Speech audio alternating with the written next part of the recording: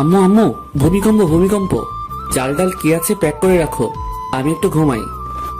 ও আম্মু, ভূমিকম্প। কি? ভূমিকম্প কোথায়? এখনই তো হলো, তুমি কই ছিলা? ওরে বান্দর, ভূমিকম্প আবার কখন হলো? খেয়াল করে দেখো, আবার শুরু হয়েছে। তোর মোবাইলে ভূমিকম্প হচ্ছে। কে করছে দেখো। আমি কেন তোর ফোন রিসিভ করব? এত সাধু সাজতে হবে না, আমি জানি তুমি আমার মোবাইল সবসময় চেক করো। তাহলে আজকে রিসিভ করছো না কেন? ফোন রিসিভ করে কথা বলো, আমি ঘুমাই। সারা জীবন তো ঘুমাইলি, মানুষ তোর হইলি না। আম্মু, আমি কি মানুষ না? তুই দেখতে মানুষের মতো, কিন্তু মানুষ না। ওকে ওকে, বুঝতে পারছি কেন বাস খাচ্ছি। তুমি যাও, ঘুম থেকে উঠতেছি। হাই, আমি বান্দর থুক্কু। বাবা মার দেয়া নাম আরফিন সুমন, আর সবাই ডাকে Romeo. So I am mister Romeo. আর যার সাথে কথা বলছিলাম উনি আমার আম্মু। সুখের সাগরে ঢেউ খেতে খেতে ঘুমাচ্ছি। হঠাৎ মনে হলো ভূমিকম্প হচ্ছে, কিন্তু না, পরক্ষণে আম্মু আবিষ্কার করলো ভূমিকম্প হচ্ছে না, আমার মোবাইলে সুনামি হচ্ছে। একটু শান্তিতে আলাপ করতে দিবে না আম্মুটা? আম্মুগুলো কেন যে এমন হয়, কিচ্ছু বুঝি না।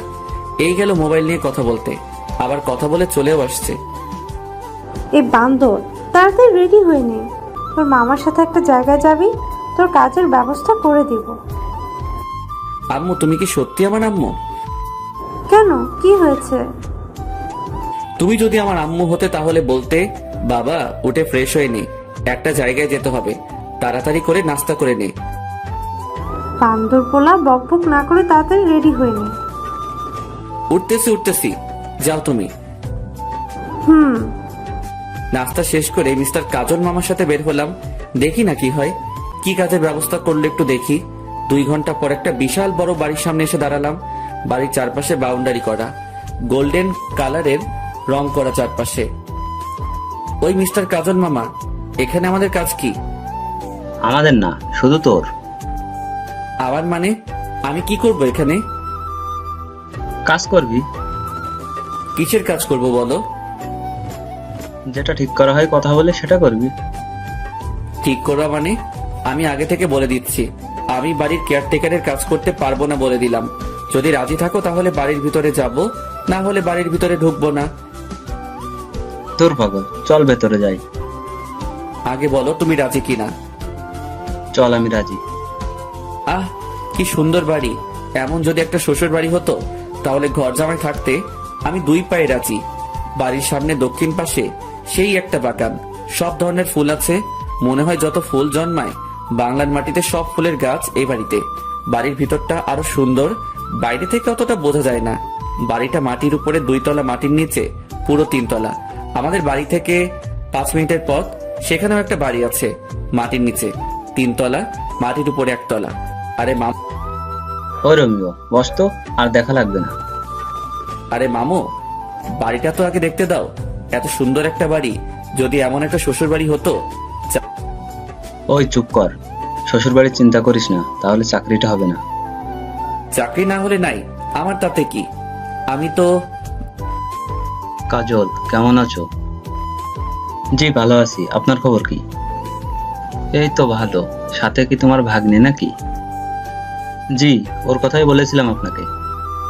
তা বাবা, কেমন আছো? জি আলহামদুলিল্লাহ ভালো। আপনি কেমন আছেন? এই তো ভালো। তা কি নিয়ে মামার সাথে কথা বলছিলা? দেখেন না আঙ্কেল, আমি শুধু বলছি এমন একটা যদি শ্বশুরবাড়ি হতো আমার, তাহলে ঘর জামাই থাকতাম। আর মামা বলে শ্বশুরবাড়ি চিন্তা করলে চাকরি হবে না। বলেন তো আঙ্কেল, আমি কি ভুল বললাম?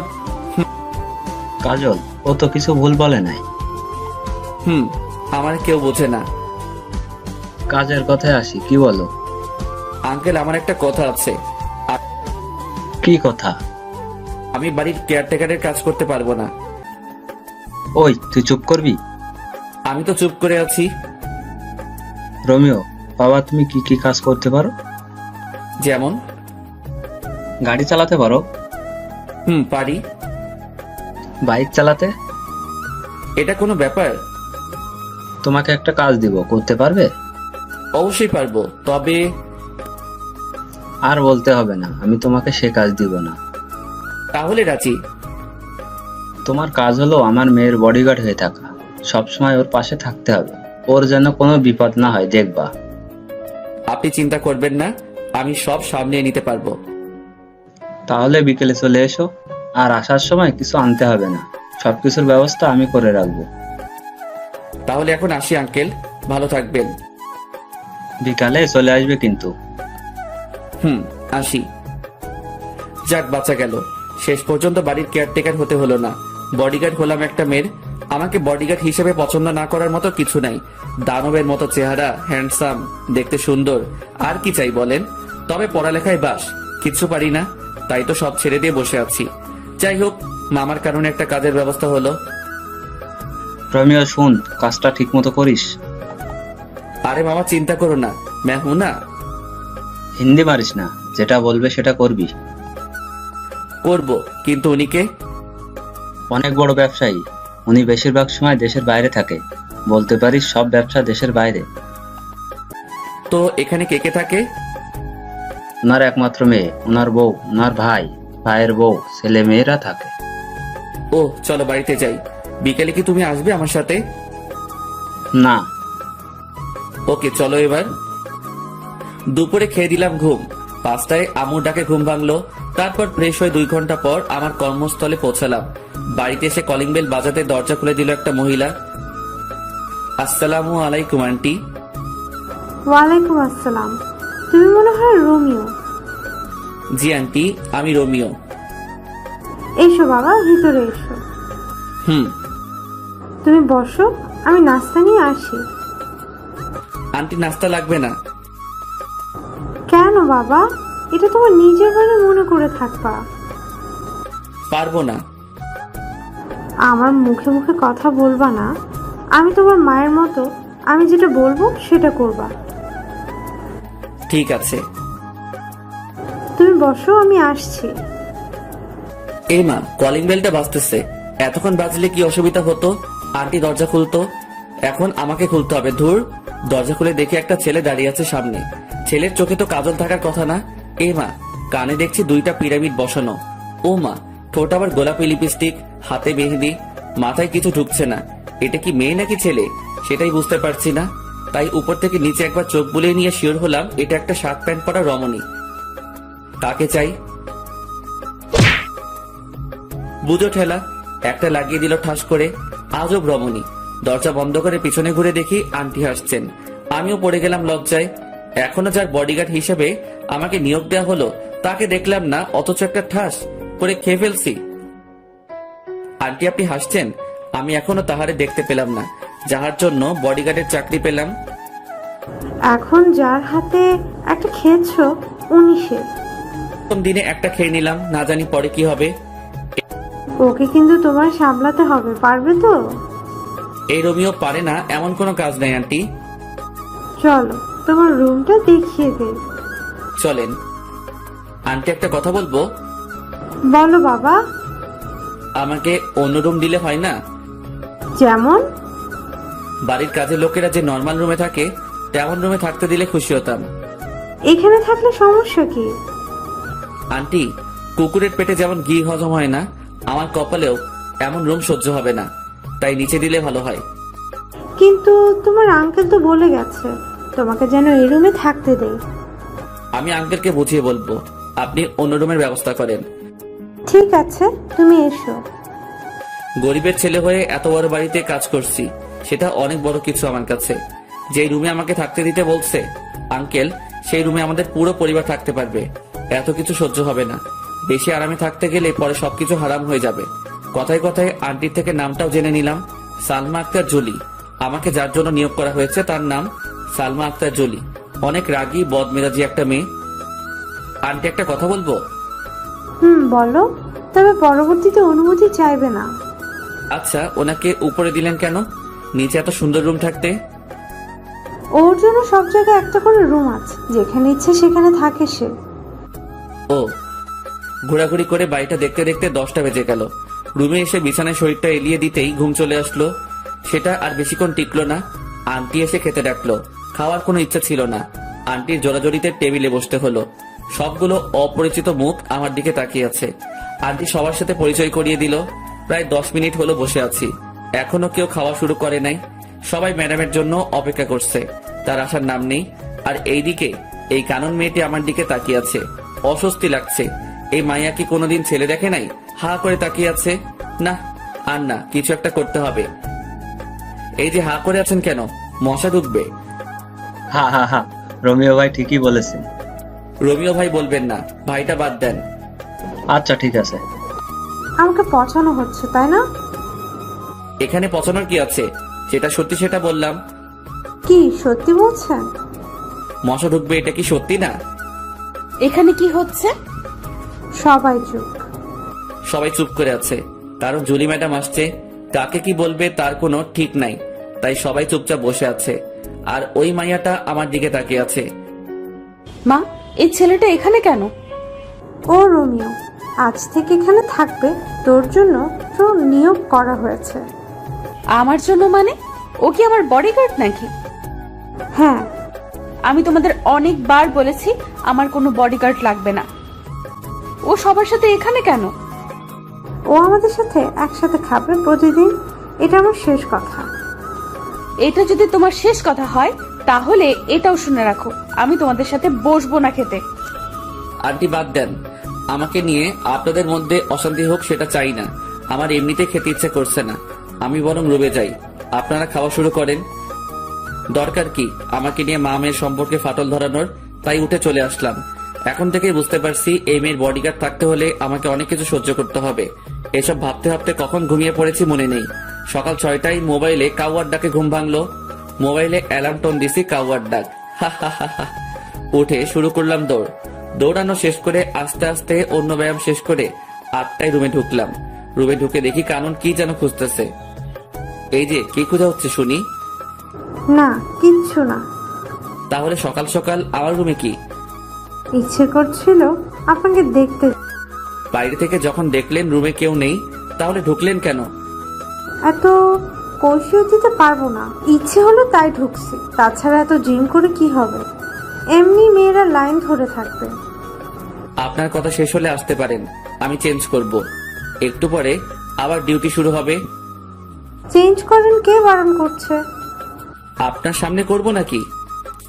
করলে ক্ষতি কি? বের হতে বলছি, বের হন। না, আমার সামনে চেঞ্জ করতেই হবে। কি বিয়াদব মেয়েরে মাইরি। কি হলো? চেঞ্জ করেন। আন্টি, কাউকে ডাকতে হবে না, যাচ্ছি আমি, পরে আবার আসবো। এই বলে দৌড়ে চলে গেল। দেখলেন তো পাঠকগণ, কি লুইচ্চা বেয়াদব ফাজিল মাইয়া। ফ্রেশ হয়ে নাস্তা করে দাঁড়িয়ে আছি জুলি ম্যাডামকে নিয়ে। ভার্সিটিতে যেতে হবে, অনার্স প্রথম বর্ষে পড়ছে। ওনার সামনে আমি হাঁটছি, বাইরে গাড়ি রেডি করা আছে। গিয়ে দরজা খুলে দিলাম, ভিতরে ঢুকে বসে পড়লো। আমি আল্লাহর নাম নিয়ে গাড়ি চালানো শুরু করলাম। 35 মিনিট পর গাড়ি নিয়ে ভার্সিটির গেটে পৌঁছালাম। ম্যাডাম, গাড়ি কি ভিতরে নিয়ে যাব? তুই জানিস না। ম্যাডাম, আমাকে তো কিছু বলা হয়নি তাই। চুপ, তুই আমাকে কোনো প্রশ্ন করবি না, শুধুমাত্র উত্তর দিবি, না হলে তোরে বিদায় করে দেব। শালার অহংকার, এত অহংকার কি করে জন্ম নিল? সামান্য একটা কথা তো জানতে চাইছি, আর কিছু তো আর না, তার জন্য এমন করতে হবে নাকি? গাড়িটা ভিতরে ঢুকিয়ে একটা ছায়াময় গাছের নিচে রাখলাম। ম্যাডাম নেমে কয়েকটা মেয়ের সাথে ক্লাসে চলে গেল। আমি এখনো ভিতরে বসে আছি, একবারও নামতে হয়নি। কালকে পর্যন্ত ম্যাডামের অন্য একটা বডিগার্ড ছিল, আজ থেকে আমি হলাম। ও কেন চলে গেল জানি না। বসে বসে এইসব ভাবছি, তখনই দেখলাম ম্যাডামের সাথে মেয়েগুলো সহ ম্যাডাম আসছে। একটু সামনে আসতে কয়েকটা ছেলে গিয়ে পথ আগলে দাঁড়ালো। ম্যাডামকে দেখছি, ভয় ভয় চোখে চারিদিকে তাকাচ্ছে। তখন মনে হলো, আরে আমাকে তো ওনার জন্য নিয়োগ দেওয়া হলো। তাড়াতাড়ি করে হাতে হকি স্টিকটা নিয়ে গাড়ি থেকে নেমে দিলাম দৌড়। আমাকে দেখা মাত্র ম্যাডাম ভয়ার্ত চেহারা চেঞ্জ হয়ে গেল, আর ছেলেগুলো তো ভার্সিটির গেটের দিকে দৌড় দিছে। ম্যাডাম, আপনি ঠিক আছেন তো? তোরে কি গাড়িতে বসে থাকার জন্য আমার বডিগার্ড করা হয়েছে? Sorry madam. ম্যাডাম ওনার বান্ধবীদের সাথে হাঁটছে। আমি এসে গাড়ির উপরে বসলাম আর ম্যাডামের দিকে লক্ষ্য রাখছি। মেয়েদের থেকে দূরে থাকতে বেশি ভালো লাগে। এখন তো পুরো একটা মেয়ের বডিগার্ড হয়ে গেলাম। তার সাথে সাথে হেঁটে তাকে গার্ড দেওয়ার থেকে এখান থেকে বসে দিচ্ছি। যত মেয়ে ঢুকছে গেট দিয়ে সবাই আমার দিকে তাকিয়ে আছে। আর কয়েকটা মেয়ে যে গাছটার নিচে গাড়ি দাঁড় করানো তার থেকে একটু দূরে বসে কি যেন বলছে আর তাকিয়ে আছে। এই মায়াগুলো কি কখনো ছেলে দেখে নাই? এমন ভাবে তাকিয়ে আছে মনে হচ্ছে কোনো এলিয়েন বসে আছি তাহাদের সামনে। ম্যাডামের অবস্থান দেখে নিলাম একবার। আমার দিকে সিংহের মতো, থুক্কু সিংহীর মতো তাকিয়ে আছে। বুঝতে পারছি আজকে আমার খবর আছে। বাম পাশে তাকাতেই দেখি 4টা চোখ আমার দিকে তাকিয়ে তাকিয়ে সামনে যাচ্ছে। মানে চশমা পরা একটা মেয়ে যাচ্ছে আমার দিকে তাকিয়ে থাকতে থাকতে। ট্যালেন্ট আছে মাইরি, কি সুন্দর করে তাকিয়ে আছে। হাঁটতে গিয়ে গাছের সাথে ধাক্কা খেলো। সবাই হেসে উঠলো যারা এটা লক্ষ্য করছে। আমার হাসা বারণ, তাই ইচ্ছা থাকা সত্ত্বেও হাসতে পারলাম না। বেচারির জন্য কষ্ট হচ্ছে। সবার সামনে পড়ে গেল, তাও আমাকে দেখতে দেখতে। প্রথম দিন শেষ হলো আরো নানা ধরনের কাহিনীর মাধ্যমে। বাড়িতে এসে ফ্রেশ হয়ে খেয়ে দিলাম একটা ঘুম। 6টায় উঠলাম ঘুম থেকে। আন্টি ডাক দিল ওনাদের সাথে আড্ডা দিতে। কেমন কাটলো প্রথম দিন? আর বলবেন না আন্টি, একটু হাসতে পারি নাই। কেন হাসতে পারেন নাই? বডিগার্ড তো তাই। কাহিনী কি সেটা বলেন। পুরো কাহিনীটা বললাম। সবাই হাসতে হাসতে শেষ। আন্টি আঙ্কেল কোথায়? উনি তো বিকালের ফ্লাইটে চলে গেছে। কেন? আন্টি আমাকে যদি কাজগুলো ভালোভাবে বুঝিয়ে দিতেন তাহলে ভালো হতো। কিছু বলে দিতে হবে না, তুমি সব সময় ওর পাশাপাশি থাকবে। ও যেখানে যাবে সেখানে যাবে। ও বারণ করার পরও তোমাকে তোমার দায়িত্ব পালন করতে হবে। আমার দায়িত্ব আমি যথাযথভাবে পালন করব। আমার মেয়েটার যেন কোনো ক্ষতি না হয়, তবে নিজের দিকেও খেয়াল রেখো। দোয়া করবেন আন্টি। কিছুক্ষণ আড্ডা দিয়ে বাইরে বের হলাম। নতুন এলাকা একটু রাতে ঘুরে দেখতে প্রায় 10টা বাজলো। বাড়িতে এসে কলিং বেল বাজানোর সাথে সাথে দরজা খুলে দিল কানন। কি মশাই, কোথায় ছিলেন? আপনাকে বলবো কেন? রমিও বাবা কি হলো, ভেতরে আসো। জি আন্টি আসছি। ফ্রেশ হয়ে খেতে বসলাম। ম্যাডাম আসছে না। আন্টির কাছে জানতে চাইলে আন্টি বলে ওনার জন্য খাবার পাঠিয়ে দেওয়া হয়েছে। খাওয়া শেষ করে ঘুম দিলাম। পরের দিন ঘুম থেকে উঠে প্রতিদিনের কাজগুলো শেষ করে নাস্তা করে বসে আছি। ম্যাডাম আসলে ভার্সিটির দিকে রওনা দিব। এই তো ম্যাডাম আসছে। গাড়ির দরজা খুলে দিলাম। ম্যাডাম ঢুকলো, সাথে আসছে কানন। দরজা বন্ধ করেন কেন? আমি যাব। আপনি কোথায় যাবেন? আরে আমার সেম ইয়ার। ও, দরজা খুলে দেন। আপনি নিজে খুলে ঢুকেন। জুলিকে বলবো নাকি? খুলে দিচ্ছি তো। শালার কপাল, কেন যে বডিগার্ডের চাকরি করছে আল্লাহ জানে। কখন যে ভার্সিটিতে এসে পড়ছি মনে করতে পারছি না। ম্যাডাম আর কানন নেমে চলে গেল। আজকেও দেখছি ছেলেগুলো পথ আগলে দাঁড়ালো। আজ এদের খবর আছে। স্টিকটা হাতে নিয়ে এগিয়ে গেলাম আর সব কয়টাকে ইচ্ছে মতো পিটালাম। তারপর একটা গাড়ি এসে ওদেরকে নিয়ে গেল। ম্যাডাম আর কানন আর কালকের মেয়েগুলো সবাই ক্লাসে চলে যায় আর আমি প্রিন্সিপালের রুমের দিকে পা বাড়ালাম। 30 মিনিট কথা বলার পর স্যার রাজি হলো। কথা বলছিলাম ম্যাডামের জন্য। ওনার বডিগার্ড হলাম মাত্র 2 দিন হলো। এর মধ্যে 2বার বিপদের মুখে পড়লো, তাই আর কোনো রিস্ক নিতে চাইলাম না। স্যারের সাথে কথা বলে অন্য সব স্যার ম্যাডামের সাথে আলোচনা করে সিদ্ধান্ত হলো যে ম্যাডামের সাথে ক্লাসে আমিও থাকবো। পরদিন ম্যাডাম আর কানন ক্লাসে যাওয়ার পর আমি গাড়িটা একটা গাছের নিচে রেখে ক্লাসরুমে প্রবেশ করলাম। সবাই তাকিয়ে আছে। আমার জন্য একটা চেয়ার রাখা আছে, ওটাতে গিয়ে বসলাম। সবাই পিছনে তাকিয়ে আছে। নিজেকে একটা এলিয়েন মনে হচ্ছে। ম্যাডাম রাগী দৃষ্টিতে তাকিয়ে আছে। স্যারকে আসতে দেখে একটু শান্তি পেলাম। পিছনে তাকিয়ে আছো কেন সবাই? ও জুলি আর কাননের বডিগার্ড, কোনো এলিয়ান না। আহ, স্যার আমার মুখের কথাটি বলে দিল। সবাই ক্লাস করছে, আমি সবাইকে তাকিয়ে তাকিয়ে দেখছি। দেখি কানন আমার দিকে বারবার তাকাচ্ছে। স্যার কি বলল? দুজনের বডিগার্ড নিয়োগ করা হয়েছে নাকি আমাকে? আজকে গিয়ে আন্টির কাছে জানতে চাইবো কার বডিগার্ড আমি। কাননের থেকে 2 জন পরে দেখি ফুলটসি। না, এটা তো ফুলটসি না, 4 চোখ। এমা, কালকের ওই মেয়েটি যে গাছের সাথে ধাক্কাকে পড়ে গেল তাকিয়ে আছে দেখো। চোখ দুটো যেন সরছেই না। শালার কপাল, এভাবে যদি প্রতিদিন চলতে থাকে তাহলে আমারে কোন দিন কোন মাইয়া নিয়ে পালিয়ে যাবে তার কোনো ঠিক নাই। আজ থেকে কারো দিকে তাকাবো না। প্রথম ঘন্টা শেষ হতেই কানন লাফিয়ে লাফিয়ে আমার কাছে আসলো, সাথে আরো 4-5টা। এদের কারণে ম্যাডামকে দেখতে পারছি না। আপনি না খুব ভালো একটা কাজ করছেন, রুমে এসে পাহারা দিচ্ছেন। আমাকে যে দায়িত্ব দেওয়া হয়েছে সেটা তো পালন করতেই হবে। আমার জন্য একটা সুবিধা হলো সবসময় আপনাকে দেখতে পারবো। স্যার, ওর নাম ধরে ডাক দেওয়াতে বুঝতে পারলাম ওর নাম মীরা। ওই, এটা আমার জিনিস, নজর দিবি না। হচ্ছেটা কি? ও আমার। এই দাঁড়া সবাই, কি তোদের তোদের করছিস? ও আমার। এই, ও কারো না, ও শুধু আমার। বুঝো ঠেলা, কোন জঙ্গলে যাব? এই মাইয়াগুলো কি শুরু করছে আমাকে নিয়ে? আরে আমি মানুষ একজন, তোরা যদি একসাথে সবাই টানাটানি করিস আমি তাহলে কোথায় যাব? এই কি ভাবছো? তুমি শুধু আমার। আপনাদের এসব বাদ দিবেন। আমি এখানে এসেছি ম্যাডামকে পাহারা দিতে, আপনাদের সাথে প্রেম করতে না। দূরে গিয়ে মরেন। আর মিস কানন, আপনার নামে বাড়িতে বিচার দিব। ম্যাডাম আসাতেই সবাই যার যার সিটে চলে গেল। ম্যাডাম তো দেখি ছাত্রীদের থেকেও খারাপ। আসার পর থেকে তাকিয়ে আছে, যতবার না বইয়ের দিকে তাকাচ্ছে তার থেকে বেশি আমার দিকে তাকিয়ে আছে। মাওলা তুমি কোথায়? আমারে উঠাই নাও, আর কারো ক্লাস হতে চাই না। ক্লাস শেষে বাড়িতে এসে ফ্রেশ হয়ে খেতে গেলাম, দেখে আন্টি বসে আছে। আন্টি, এখনো খাওয়া হয়নি আপনার? তোমার জন্য বসে আছি বাবা। আমার জন্য কেন বসে আছেন? আমি তো এই বাড়ির একজন কর্মচারী। তুমি এই বাড়ির কর্মচারী না, একজন সদস্য। নিজেকে কর্মচারী মনে করবে না। বাদ দেন এসব। এটা বলুন, আমাকে কার বডিগার্ড রাখা হয়েছে? দুজনের। দুজনের মানে? জুলি, কানন, দুজনের জন্যই রাখা হয়েছে। ও আচ্ছা। এক সপ্তাহ অনেক কষ্টে কাটালাম। ক্লাসে বসে গার্ড দেওয়া মনে হয় আর সম্ভব না। মায়াগুলোর জ্বালায় জীবনটা পুরো বাস হইয়া গেল। তাই কয়েকটা ছেলেকে ক্লাসের ভিতরে কি হচ্ছে জানার জন্য ঠিক করলাম। ওরা ক্লাসে ম্যাডামের কোনো বিপদ হলে আমাকে তা জানিয়ে দিবে। এভাবে চলছে আমার কাজ। আর কানন মেয়েটা প্রতিদিন বিরক্ত করে আমাকে। 1 মাস পর সন্ধ্যায় রুম থেকে বের হওয়ার সাথে সাথে আন্টি এসে সামনে দাঁড়ালো। আন্টিকে কেমন যেন দেখাচ্ছে। আন্টি, কি হয়েছে? বাবা, তুমি ব্যাগটা গুছিয়ে নাও। কেন ব্যাগ গুছাবো বলেন আন্টি? আজকে রাতে কানন আর জুলি ওদের বন্ধুদের সাথে কোথায় যেন বেড়াতে যাবে। কয়েকটা দিন ওখানে থাকবে, তাই তোমাকে ওদের সাথে যেতে হবে। অনেকবার বারণ করছি, কেউ শুনতে চায় না। ওরা যাবেই যাবে। জানি না কোথায় কি বিপদ লুকিয়ে আছে, তাই তোমাকে ওদের সাথে যেতে হবে। আমি আছি তো আন্টি, আপনি টেনশন করবেন না। আমি ওনাদেরকে দেখে রাখবো। তাহলে তুমি রেডি হয়ে নাও। অনেকদিন হলো কোথাও যাই না, একটু ঘুরে আসাও যাবে। ম্যাডাম আর কাননকে নিয়ে রওনা দিলাম। বাড়ির বাইরে বাস এসে দাঁড়িয়ে আছে। আমাকে দেখা মাত্র মাইয়াগুলো রোমিও যাবে আমাদের সাথে বলে চিৎকার দিয়ে উঠলো। বাসে 3টা ছেলে আছে আর সবগুলো মেয়ে। ছেলেগুলোর সাথে গিয়ে বসলাম, কিছুক্ষণ গল্প করে ঘুমিয়ে পড়লাম।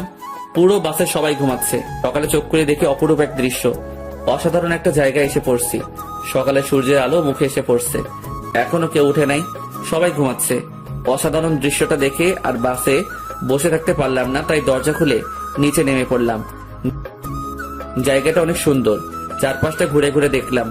ঘুরতে ঘুরতে যখন লেকের পাড়ে এসে বসেছি তখনই মনে পড়লো এটা তো মহামায়া লেক।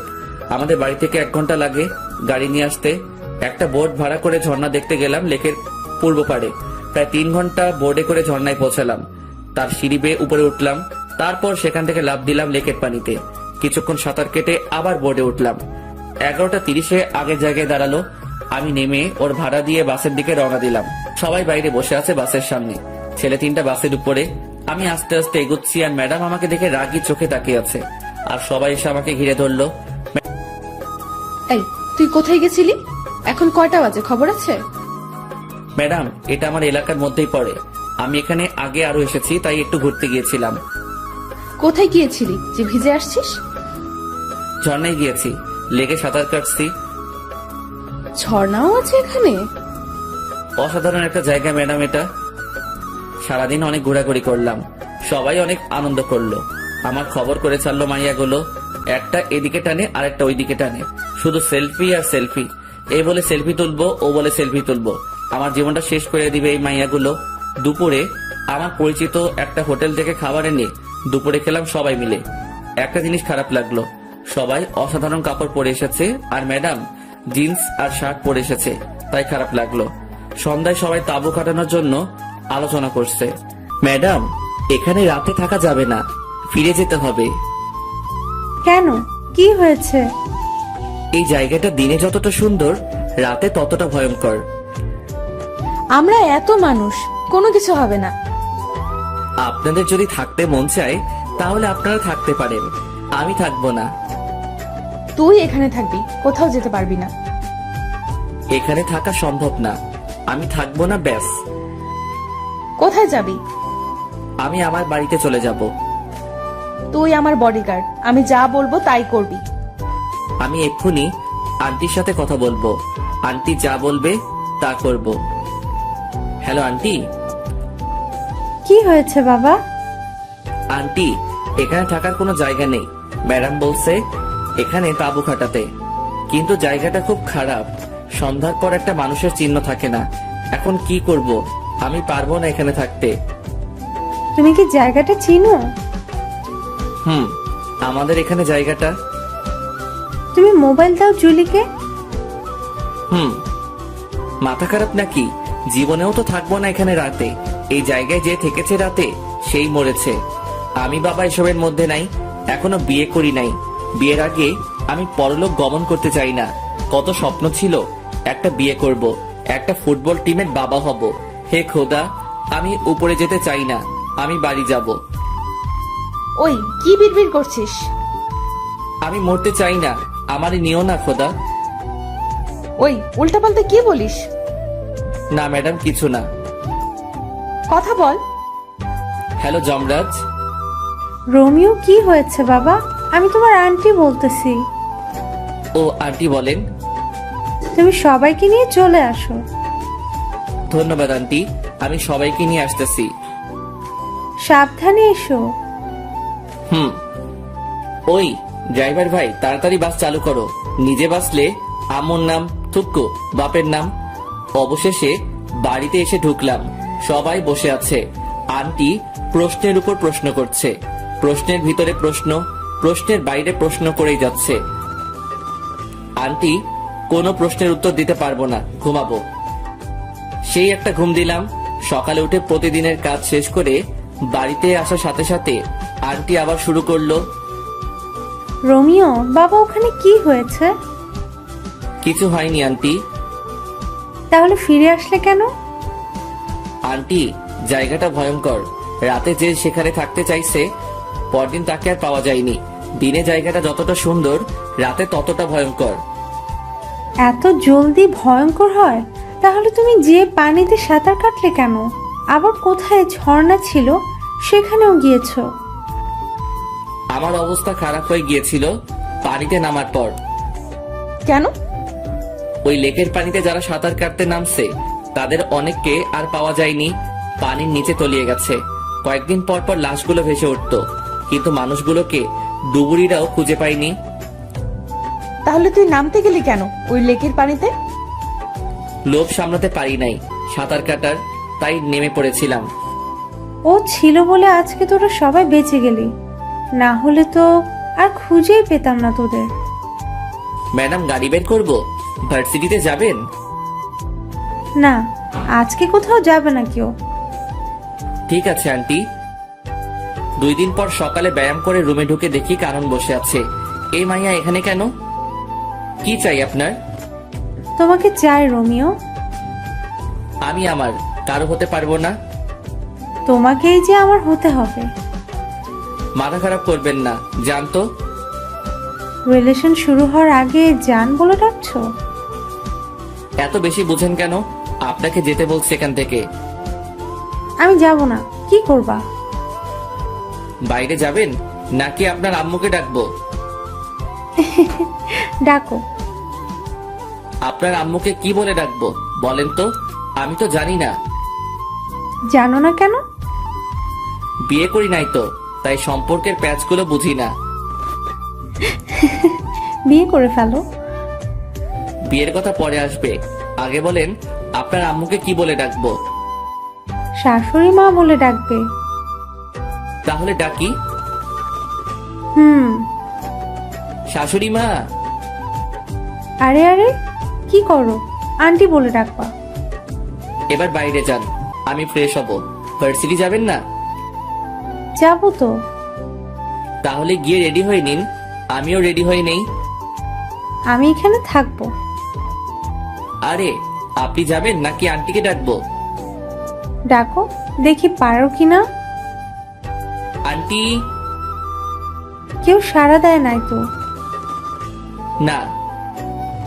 দিবেও না। কেন? সবাই তো উপরে। কি হয়েছে রোমিও? আন্টি ওনাকে নিয়ে যান, আমাকে রেডি হতে দিচ্ছে না।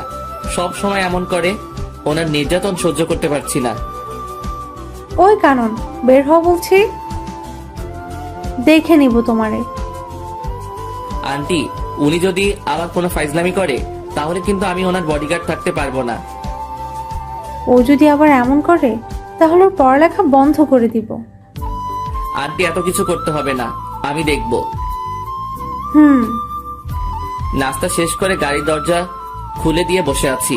ম্যাডাম আর কানন আসলে ভার্সিটির পথে রওনা দিব। প্রায় 10 মিনিট পর আসলো দুজনে। ম্যাডাম পিছনে উঠে বসে পড়লো, আর কানন ফৈন্নিটা আমার সাথে সামনে বসছে। আপনি এখানে কেন? পিছনে যান। যাব না, কি করবা? কি করব মানে? আমার ম্যাডাম বসছে পিছনে, আর আপনার সাহস কি করে হয় আমার সাথে বসার? ওই চুপচাপ গাড়ি চালাও, বেশি কথা বলবা না। আজ থেকে আমি এইখানে বসবো।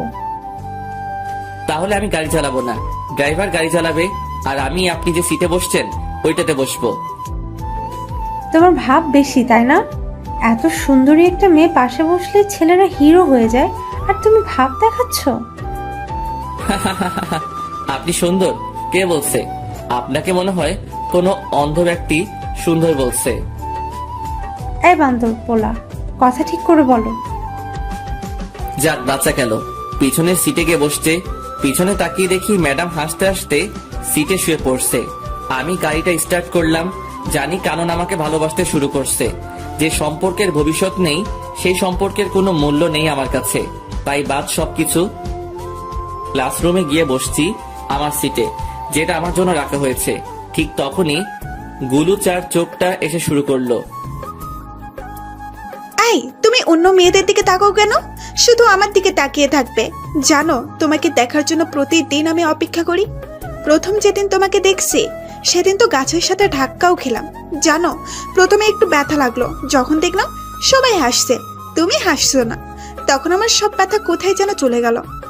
এই, হা করে আছো কেন? তারপর কি হলো? তারপর আর কিছু নাই। তুমি শুধু আমার। তোমার জন্য আমি সারা জীবন অপেক্ষা করতে পারবো রোমিও। আমিও অপেক্ষা করতে পারবো, শুধু তুই না। আমি তোমার জন্য মরতেও রাজি রোমিও। শালার কপাল, এই মাইয়াগুলো আমারে জ্বালিয়ে মারবে দেখছি। দুই একজনের নাম জানি, আর কারো নামটাও জানি না। সবাই প্রপোজ করতেছে, শুধু ম্যাডাম ছাড়া। ওই সবাই দূরে গিয়ে মর। ও আমার বডিগার্ড। বডিগার্ড মানে বুঝিস তো, ও আমার পুরো বডি সুরক্ষিত রাখবে, তাই ও শুধুই আমার। শুরু হলো আমারে নিয়ে টানাটানি। কোথায় যাব আমি? ইয়া মাবুদ, এই মাইয়াগুলোর বিয়ে হয় না কেন? কানা বোবা যে কারোর সাথে ওদের বিয়ে দিয়ে দাও, তবুও আমার মুক্তি দাও খোদা। এই ভাই, আপনাদের ক্লাসের মাইয়াগুলো এত লুচ্চা কেন? সবাই একটা ছেলের পিছনে পড়ে আছে, কিছু বলতে পারছেন না আপনারা? আমি চলে যাচ্ছি, আপনারা সামলান এদেরকে। বাপরে বাপ, অসহ্য।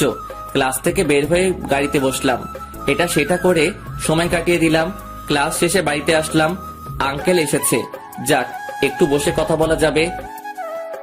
কেমন আছো রোমিও? জি স্যার, ভালো। স্যার বলবা না, আঙ্কেল বলবা। আমি আপনার এখানে কাজ করি, আপনি আমার স্যার। তুমি আমার ছেলের মতো, তুমি আঙ্কেল বলে ডাকবে। আচ্ছা ঠিক আছে। আপনি কেমন আছেন বলেন? এই তো আলহামদুলিল্লাহ। তোমার সময় কেমন কাটছে? প্যারাময় জীবন কাটাচ্ছি। কিছু বললা?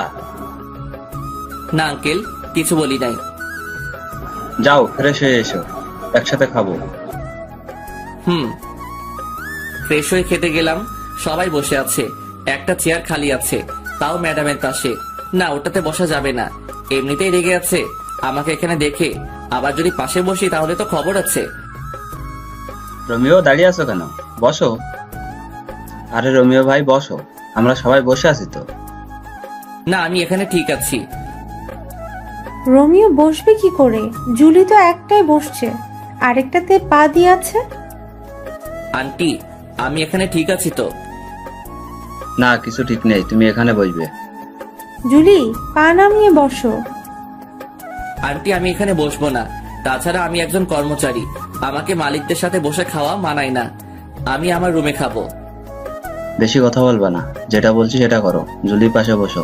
আর শুনো, তুমি এ বাড়ির কর্মচারী না, আর যেন না শুনি এমন কথা। যাক, পা নামালো। রোমিও, আমি আবার চলে যাব এখন। জুলির খেয়াল রেখো। আঙ্কেল আমি আছি তো, আমি সব সামলে নিব। তুমি আসো বলে তো এখন আমি নিশ্চিন্ত। খাওয়া শেষ করা পর্যন্ত রাক্ষসীর মতো তাকিয়েছিল, মনে হচ্ছে আমাকে একা পেলে মশলা না মাখিয়ে খেয়ে ফেলবে। ম্যাডামের তাকানো দেখে বুঝতে পারছি আমার কপালে খারাপই আছে। খেয়ে সোজা বিছানায় দিলাম লম্বা করে ছোট একটা ঘুম। কতক্ষণ ঘুমাইছি জানি না। ঠান্ডা ঠান্ডা লাগছে কেন? ছাদ ফুটো হয়ে গেল নাকি? তাকিয়ে দেখি ম্যাডাম। না ম্যাডাম আমার রুমে কেন আসবে? স্বপ্ন দেখছি না তো?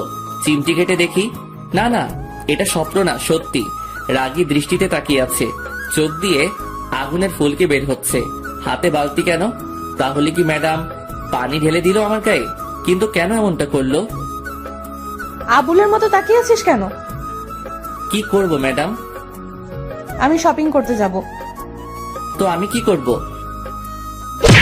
কি করবি মানে? তোরে কেন রাখা হয়েছে জানিস না?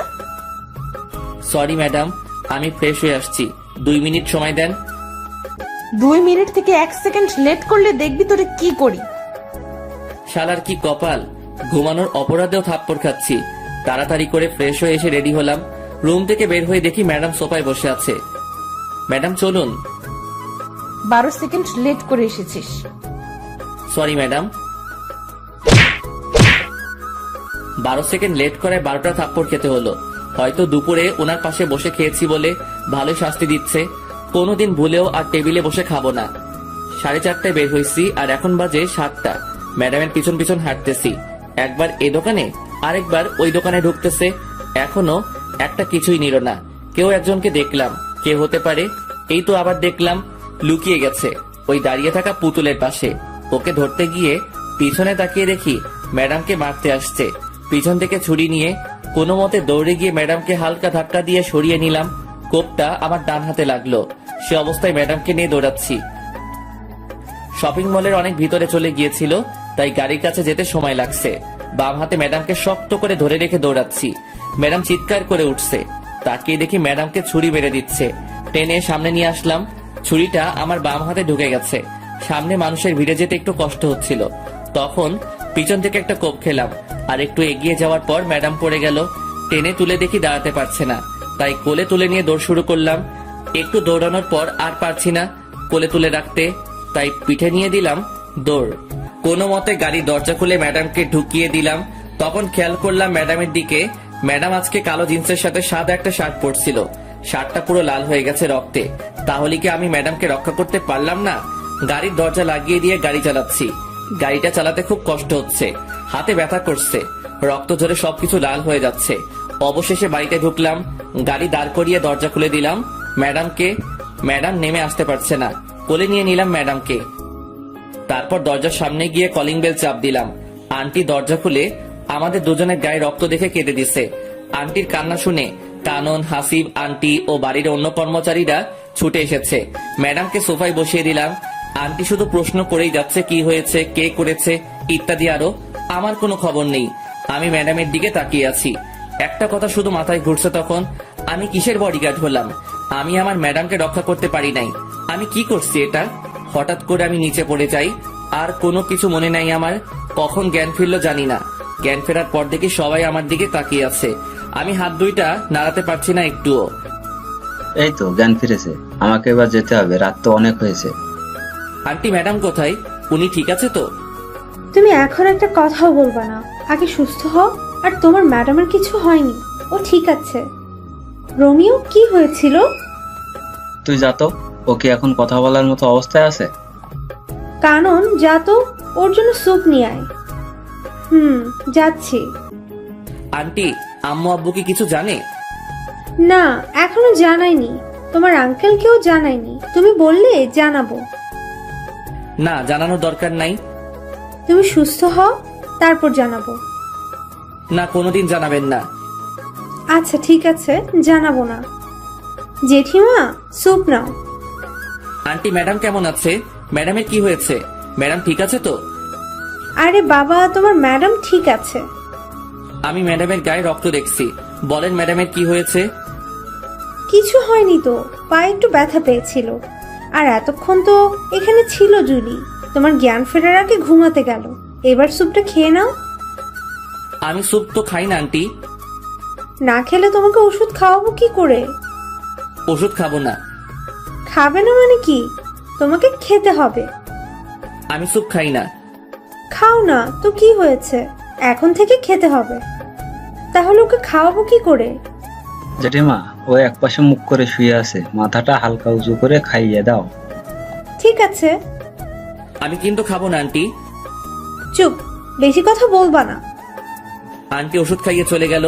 আমি এক পাশে মুখ করে শুয়ে আছি, ভালো করে ঘুমাতেও পারছি না। চিত হয়ে শুতে গেলে পিঠের সেলাই খুলে যেতে পারে। কখন ঘুমিয়ে পড়ছি নিজেও জানি না। সকাল সকাল হালকা ব্যথা লাগছে, মনে হচ্ছে কে যেন আমাকে হালকা ধাক্কা দিয়ে এক পাশে করছে, কিন্তু কে করছে সেটাই দেখতে পাচ্ছি না। 9টার দিকে ঘুম ভাঙলো। কানন এসে শুরু করলো বকবক। এই মায়ের জন্য শান্তি কোনোদিনও হবে না। একজন মানুষ কিভাবে এত বকবক করতে পারে? ব্রাশ করিয়ে দিয়ে কানন চলে গেল। এখনো ম্যাডামকে একবারও দেখতে পাইনি। ম্যাডামকে একবার দেখলে শান্তি লাগতো। নিজের চোখে যতক্ষণ না দেখবো ম্যাডাম সুস্থ আছে, ততক্ষণ শান্তি পাবো না। রোমিও কেমন আছো? এই তো একটু ভালো আছে। ব্যথা করছে সেলাইতে? ব্যথা তো করছে। তা তো করবে, 3টে কোক খেয়েছো। আচ্ছা কি হয়েছিল বলো তো? ম্যাডাম বলল শপিং করতে যাবে, তাই নিয়ে গেলাম। দোকানগুলো ঘুরে ঘুরে দেখছিল, কিন্তু হঠাৎ করে হামলা করলো। অনেক কষ্টে পালিয়ে আসছি। এত রাত পর্যন্ত শপিং মলে কি করছিলে? সেটা তো ম্যাডাম জানে। ম্যাডাম কিছু নিচ্ছে না, শুধু ঘুরছে। একটা দোকানে গিয়ে যখন বসছে তখনই হামলা হলো। যা হওয়ার হয়েছে, এবার নাও, নাস্তা করে নাও। আন্টি নিজের হাতে নাস্তা খাইয়ে ওষুধ খাইয়ে দিয়ে চলে গেল। 5 দিন পর সেলাই খুলে দেওয়াতে একটু আরাম করে ঘুমাতে পারছি, বসতে পারছি, হাঁটতে পারছি। তবে রুমের বাইরে যেতে দেয় না, কেউ না কেউ এসে বাধা দিয়েই দিবে। তবে এখনো ম্যাডামকে দেখতে পারলাম না। ম্যাডাম কোথায়, কি করছে কিছু জানি না। 18 দিন পর সুস্থ হলাম। সকালে ঘুম থেকে উঠে আস্তে করে দৌড়াচ্ছি, জিম করছি। অনেক কষ্ট হচ্ছে সব করতে, কিন্তু কি করব? এই 18 দিনে জোর করে খাইয়ে খাইয়ে আমার পেট বড় করে দিছে। এত বড় পেট দেখতে খুব খারাপ লাগছে। বাড়িতে এসে ঢুকলাম মাত্র, সাথে সাথে শুরু হলো আন্টির ঝাড়ি। রোমিও, তুমি অসুস্থ শরীর নিয়ে কোথায় গিয়েছিলে? আন্টি একটু দৌড়াতে গিয়েছি, আর আমি এখন পুরো সুস্থ আছি। আজ থেকে আমি আবার আমার কাজ করব। তুমি কোথাও যাবে না, আরো কিছুদিন যাক। না আন্টি, আমি আমার কাজ করব আজ থেকে। আমি পুরো সুস্থ। তোমার যা ইচ্ছে তাই করো, আগে নাস্তা করে নাও। ফ্রেশ হয়ে নাস্তা করে নিলাম। এই তো ম্যাডাম আসছে। অনেকদিন পর দেখলাম ম্যাডামকে। যা বাবা, আমি আবার কি করলাম? রাগী চোখে তাকিয়ে আছে কেন সেটাই তো বুঝতেছি না। শালার কপাল, ম্যাডামের রাগী চোখে তাকিয়ে থাকার কারণটা কি বুঝতে পারলাম না। এত কিছু না ভেবে গাড়িটা স্টার্ট করলাম। গাড়িটা প্রতিদিনের মতো গাছের নিচে রেখে ক্লাসে গিয়ে বসলাম। অনেকদিন পর আসাতে মায়াগুলো শুধু প্রশ্নের উপর প্রশ্ন করে যাচ্ছে। আমি শুধু ওদের প্রশ্নগুলো শুনেই যাচ্ছি। কতজনের উত্তর দিব, কে কোন প্রশ্ন করছে সেটাই তো মনে করতে পারছি না। ওই সবাই চুপ কর। আমার বাবুটার এত বড় একটা বিপদ গেল, আর তুই আমাকে একটুও জানালি না। তোরে জানিয়ে কি করব? তুই কি ওরে সুস্থ করে দিতে পারবি নাকি? ও না পারলেও আমি পারবো। আমি ওকে আর তোদের বডিগার্ডের কাজ করতে দিব না। ওই চুপ, তোদেরকে আগেও বলছি ও শুধুই আমার। আর কেউ যদি ডিস্টার্ব করিস তাহলে তোদের খবর আছে, বলে দিলাম। কারণ তুই যেমন করছিস যে মনে হচ্ছে ও তোর হবু বর, আর যার জন্য এত কিছু করলো সে তো ফিরেও দেখে নাই। সেটা ওর ব্যাপার। এই মাইয়াগুলো প্রতিদিন বিরক্ত করেই চলছে। ওদের জন্য কোথাও শান্তি নাই। যেখানে যাই সেখানেই ওদের জ্বালাতন করে যাচ্ছে। প্রায় 1 মাস পরে ম্যাডাম আর কানন ক্লাসে গেল। আমি বাইরে বসে আছি। ওদের জ্বালায় ক্লাসে থাকতে পারছি না। একদিন ক্লাসে থাকলে একদিন বাইরে থাকতে হয়। গাড়িতে বসেছিলাম, কেন যেন গাড়ি থেকে মাথা বের করে পিছনে তাকালাম। তখনই দেখলাম 2 মাস আগে যে ছেলেদের মারছি ওরা আসছে। ওদের সাথে আরো অনেকে আসছে।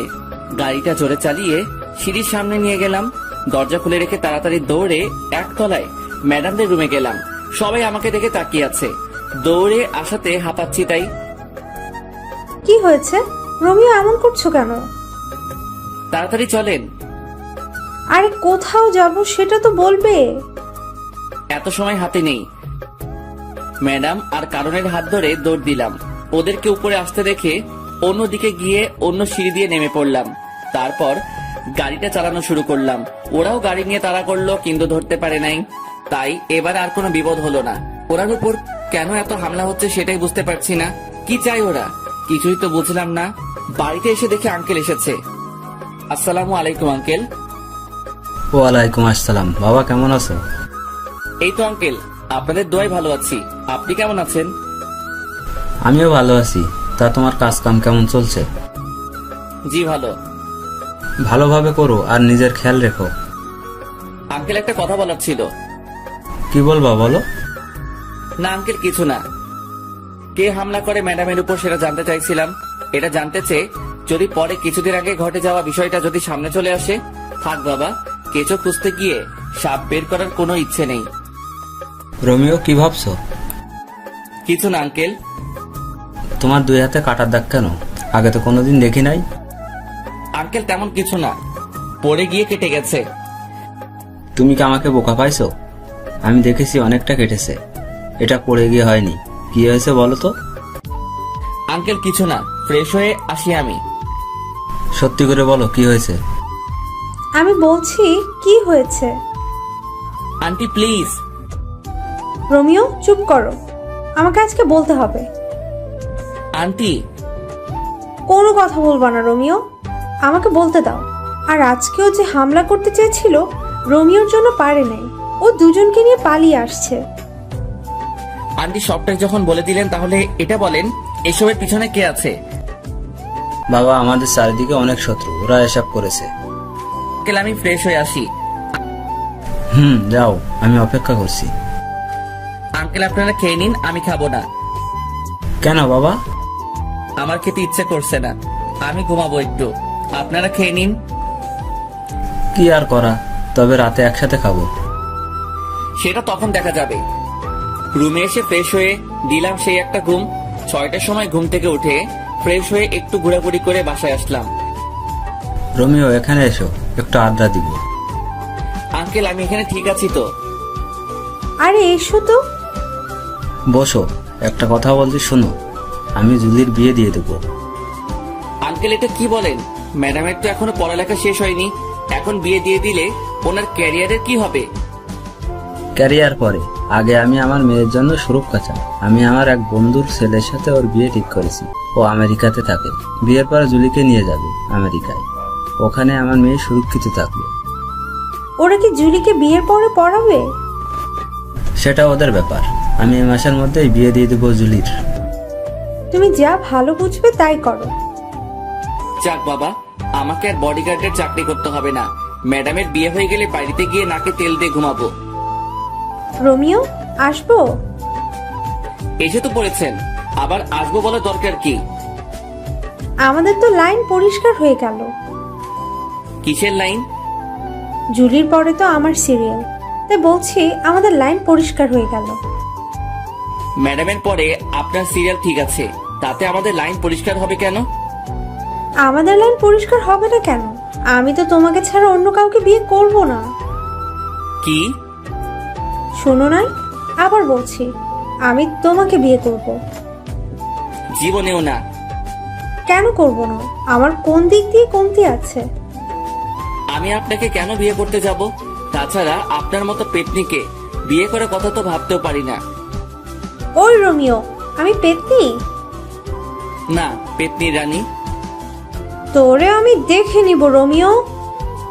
ভাগেন তো। দাঁড়া, তোর খবর আছে। এটার খবর? কোন চ্যানেল? সংবাদ পড়বে কে? রিপোর্টার কে? ক্যামেরাম্যান কে? বিরক্তিকর ছেলে একটা। রাগে হন হন করে চলে গেল কানন। একটু লজ্জাও নাই মাইয়ার, এসে বিয়ের প্রস্তাব দিচ্ছে। আমি জীবনেও তো এই মাইয়ারে বিয়ে করব না। আমি গরিবের সন্তান, গরিবের কোনো মেয়েকে বিয়ে করব সেটাই ভালো আমার জন্য। আমি বাবা এসব বড় লোকের মেয়ের পিছনে নেই, এমনিতে বিন্দাস আছি। রাতে আঙ্কেল এসে ডেকে গেল খেতে, ইচ্ছে না থাকা সত্ত্বেও যেতে হলো। গিয়ে দেখি সবাই আমার জন্য বসে আছে। ম্যাডামকেও দেখতেছি। ওই দিন একসাথে বসে খাবার খাওয়ার অপরাধে ঘুমাতে দিল না, সাথে 12টা থাপ্পড় দিল। ভুলেও তো সবার সাথে বসে খাবো না, এমনিতে প্রতিদিন সবার সাথে খেতে হয়। আঙ্কেল থাকে না আর ম্যাডাম নিচে আসবে না, তাই ম্যাডামের জন্য খাবার পাঠিয়ে দেওয়া হতো উপরে। রোমিও কি ভাবছো? বসো। না আঙ্কেল আমি ঠিক আছি।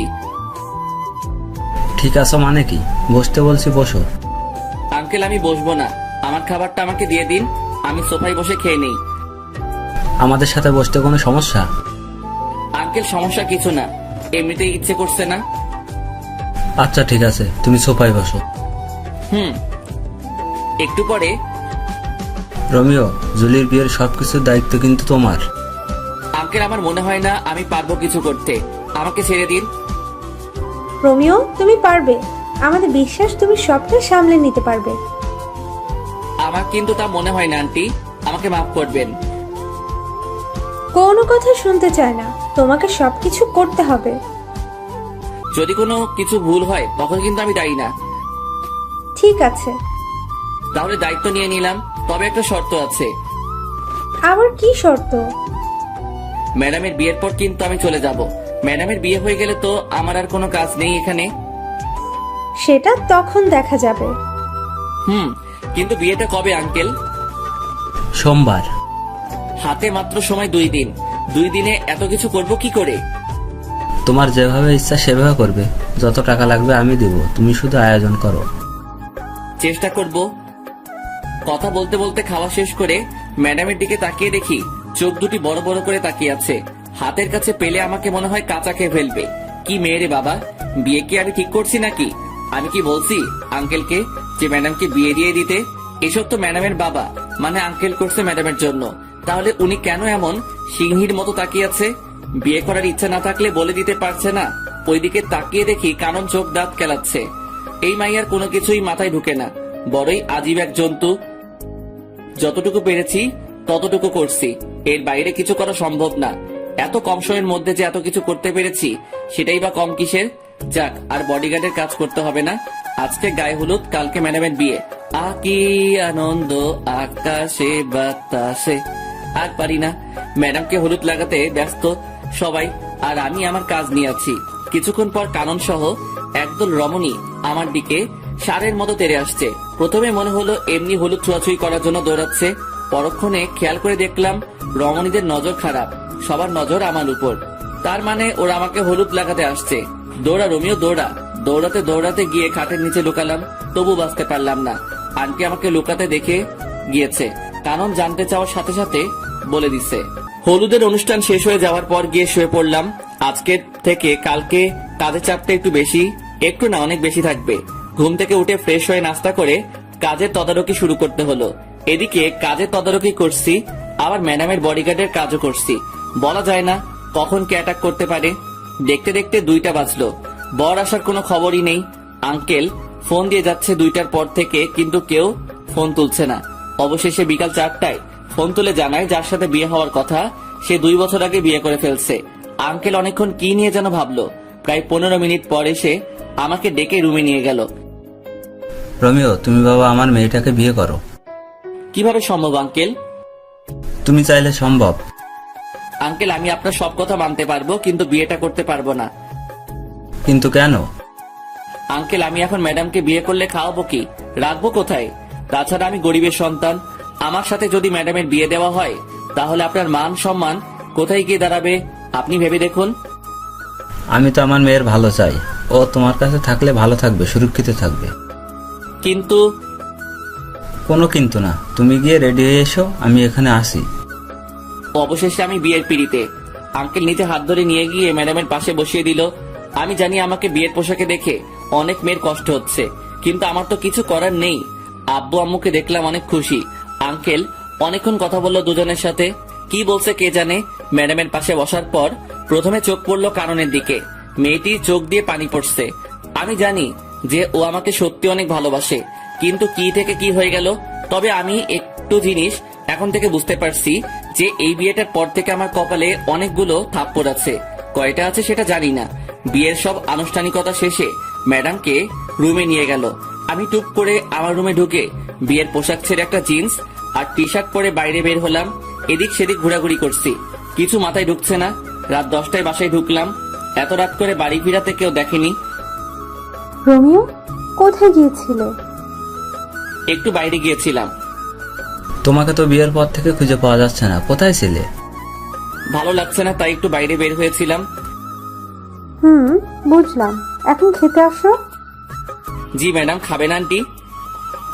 জুলি, এখন থেকে তোমার বউ ম্যাডাম না, ঠিক আছে? আর আমরা দুজনকে তুমি মা বাবা বলে ডাকবে। আগে ম্যাডাম আমাকে মেনে নিক, তারপর ভেবে দেখব। তাও ঠিক বলছো, এখন খেয়ে নাও। কারণ চুপচাপ খাচ্ছে আর বারবার আমার দিকে তাকাচ্ছে। আমি জানি মেয়েটি অনেক কষ্ট পেয়েছে। ভালোবাসার মানুষটা অন্য কারো হয়ে যেতে দেখলে কে বা ভালো থাকতে পারে। খুব কষ্ট হচ্ছে কাননের জন্য, কিন্তু আমার কিছুই করার নেই। চুপচাপ খেয়ে নিলাম। সারাদিনের ক্লান্তি ভর করে আছে, এখন একটা ঘুম দিতে পারলে ভালো হয়। রোমিও, কোথায় যাচ্ছো? ঘুমাতে যাচ্ছি। তা তো বুঝলাম, কিন্তু ওইদিকে কেন? কোথায় যাব? আমার রুম তো ওইটা। আজ থেকে তোমার আর জুলির রুম একটা, আর আজকে তোমাদের বাসর রাত। তুমি উপরে জুলির রুমে যাও। কানন বলছে এই কথা ও কিভাবে পারলো এত তাড়াতাড়ি নিজেকে মানিয়ে নিতে? যাক, ভালোই হলো। যত তাড়াতাড়ি মানিয়ে নিতে পারবে ততই ভালো হবে তার জন্য। ওই রোমিও, কি ভাবছো? না, কিছু না। তাহলে যাও জুলির রুমে। আচ্ছা চলো, আমি তোমাকে এগিয়ে দেই। লাগবে না। আরে চলো তো। কানন জোর করে বাইরে থেকে ধাক্কা দিয়ে ম্যাডামের রুমে ঢুকিয়ে দিয়ে দরজা বাইরে থেকে বন্ধ করে দিছে। আমার এখন কি করা উচিত আমি বুঝতে পারছি না। সোফায় গিয়ে শুয়ে পড়বো নাকি ম্যাডামের সাথে কথা বলবো? রুমের মধ্যে পায়চারি করছি আর ভাবতেছি কি করব। এদিকে ম্যাডাম আমার দিকে তাকিয়ে আছে, আমার গতিবিধির উপর নজর রাখছে। প্রায় 45 মিনিট ভেবেও কিছু পেলাম না। আরো 5 মিনিট পর ম্যাডাম প্রথম মুখ খুলল। বান্দরের মতো লাফাচ্ছিস কেন? ম্যাডাম, লাফাচ্ছি না তো, ভাবছি। কি ভাবছিস? বলা যাবে না। না বললে নাই, তোর কথা শোনার শখ আমার নাই। ম্যাডাম, আজকের এই বিয়ের জন্য আমি দায়ী না। তাহলে কে দায়ী বল? আপনার বাবা, উনি জোর করে বিয়ে দিছে। আমি কি করব বলেন? বিয়ে দিছে শেষ, আর কোনো কথা নাই। আমি তোরে মানবো না। আমার ঠেকা পড়ছে নাকি? ওই শোন, আমি তোরে আমার বর হিসেবে মানবো না। কোনোদিন যদি স্বামীর অধিকার নিয়ে আসছিস তো সেদিন দেখবি কি করি তোরে। আমি এখন একটু ঘুমাবো, আসি। ওইদিকে কই যাস? আমার রুমে ঘুমাবো। কাননের রুমে যাবি না বলে দিলাম। ম্যাডাম, এখানে কাননের কথা আসছে কেন? তোর তো আবার ওর সাথে ভাব বেশি। এখন যদি ওর কাছে চলে যাস?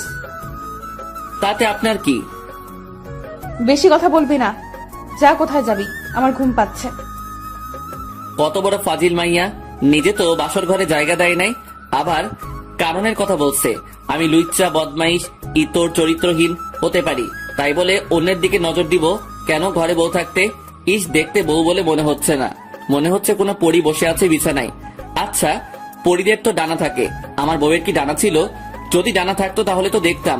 আজ প্রথম ম্যাডামকে শাড়ি পরা অবস্থায় দেখছি। অন্য মেয়েরা তো শখ করে হলেও শাড়ি পরে, কিন্তু উনি কখনো পরে নাই। কখন ঘুমিয়ে পড়ছে নিজেই জানি না। সকালে দুলাভাই দুলাভাই দুলাভাই চিৎকারে ঘুমের কয়টা বাজলো খবর নেই। কে এই রমণী সকাল সকাল দুলাভাই দুলাভাই করে দরজা ধাক্কাচ্ছে? গুড মর্নিং দুলা ভাই। শুধু তাকিয়ে আছি। এই মাইয়ার এমন আচরণ দেখে তো আমি পুরাই টাসকি। দুলা ভাই, কি দেখছেন? আপুকে দেখেন না কালকে? না, দেখি নাই আপুকে। আমি তো নিজে নিয়ে গেলাম আপনাকে আপুর রুমে, বাসর ঘরে। তো কি হয়েছে? কি হয়েছে মানে? কালকে কি আপনি আপুর সাথে বাসর করেন নাই? কে বলছে করি নাই? করছি তো। তাহলে আপনি এখানে কেন? আপনার আপু বলছে সকাল 10টায় উঠবে।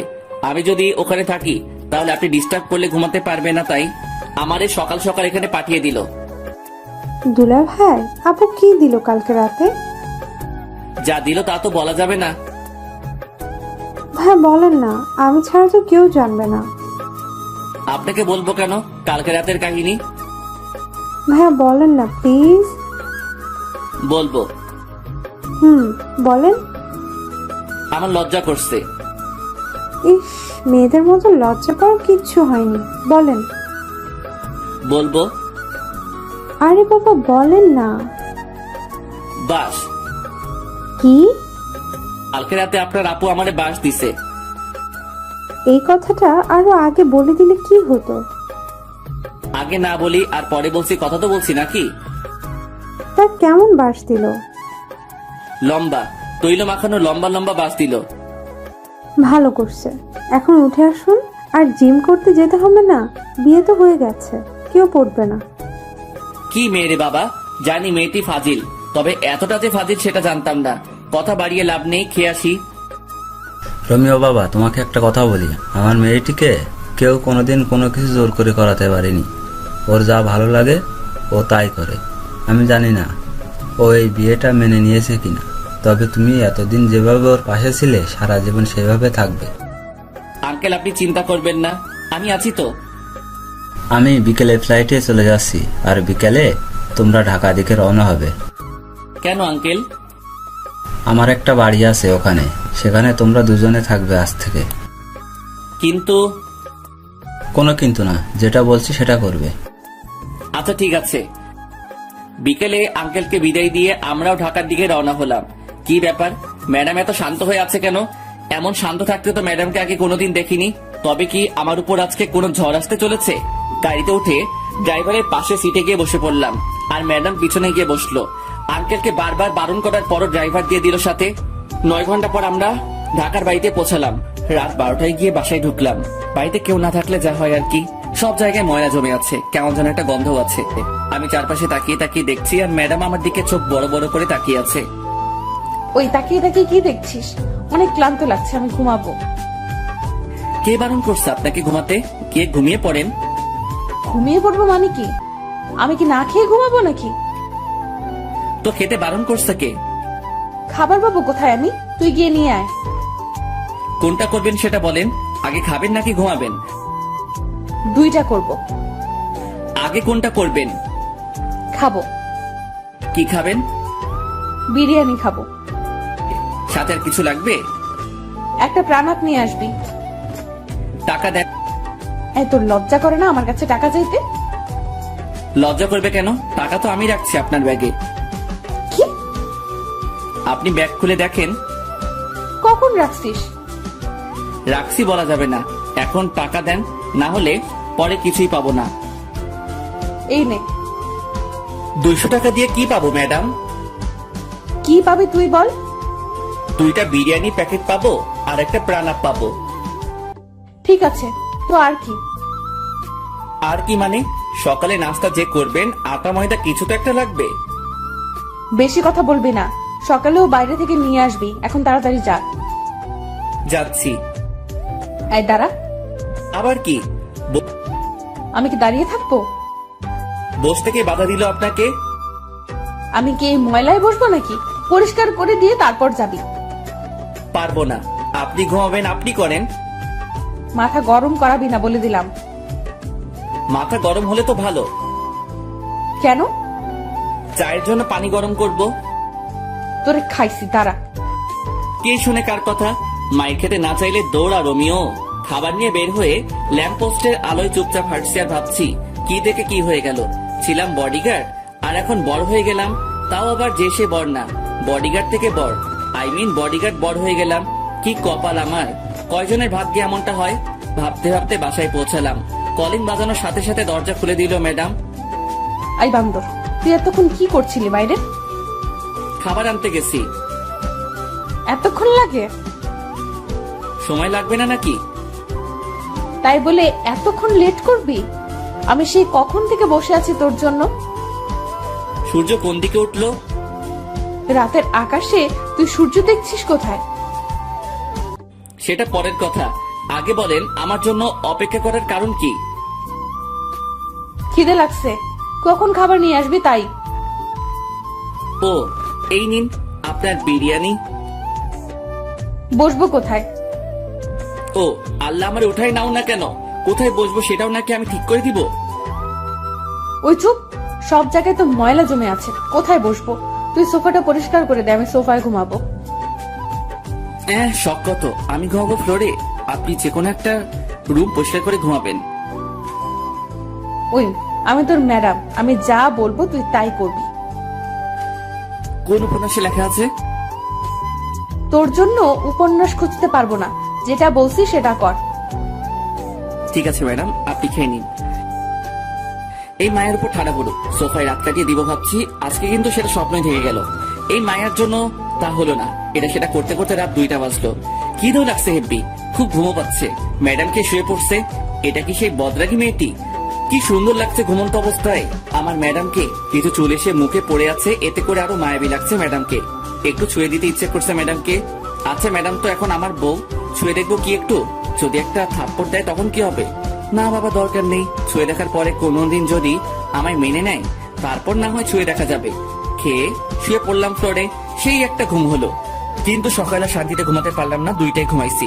সেখানে সারাদিনের ক্লান্তি কাটিয়ে ঘুম থেকে উঠতে উঠতে 10টা না হোক 8টা তো বাজতে হবে। কিন্তু না, সেটা আর হলো না। সকাল সকাল ম্যাডামের চিল্লানিতে ঘুম ভাঙলো। ম্যাডাম সকাল সকাল এত চিল্লানি শুরু করে দিলেন কেন? চিল্লানি দিব না কেন তুই বল? কালকে রাতে মশা কামড়িয়ে কামড়িয়ে আমারে শেষ করে দিল।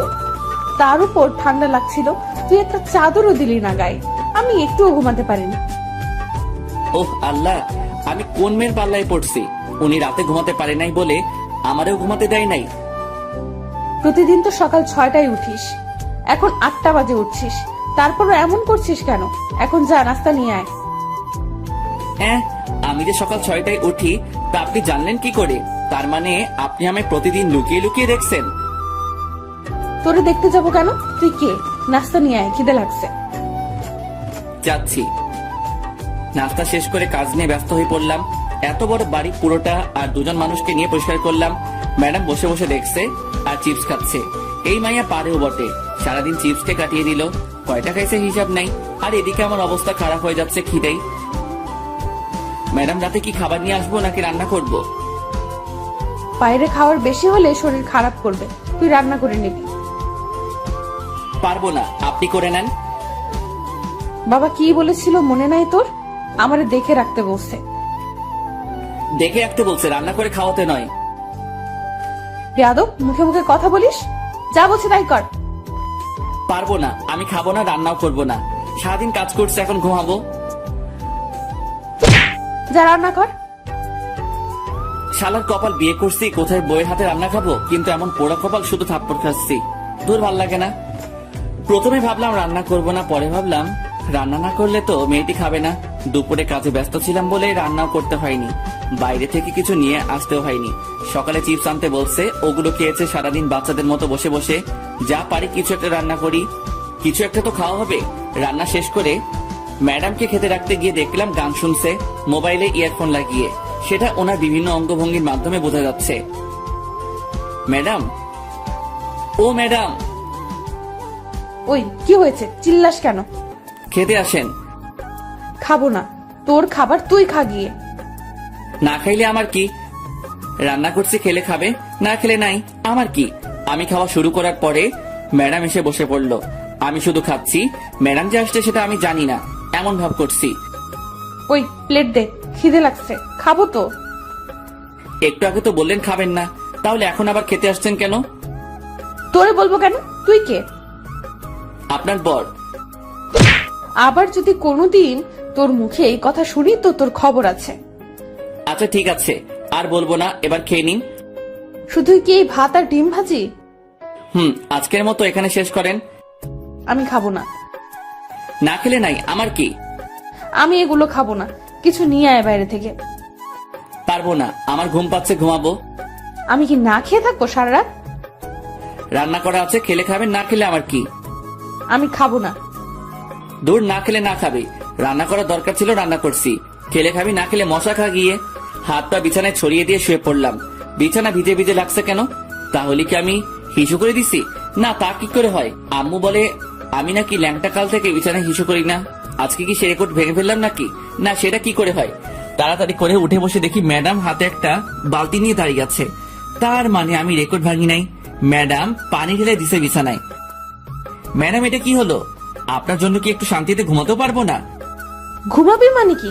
আমি জেগে থাকবো, তুই ঘুমাবি? সেটা হবে না, অনেক ঘুমাইছিস। এবার উঠে নাস্তা রেডি কর।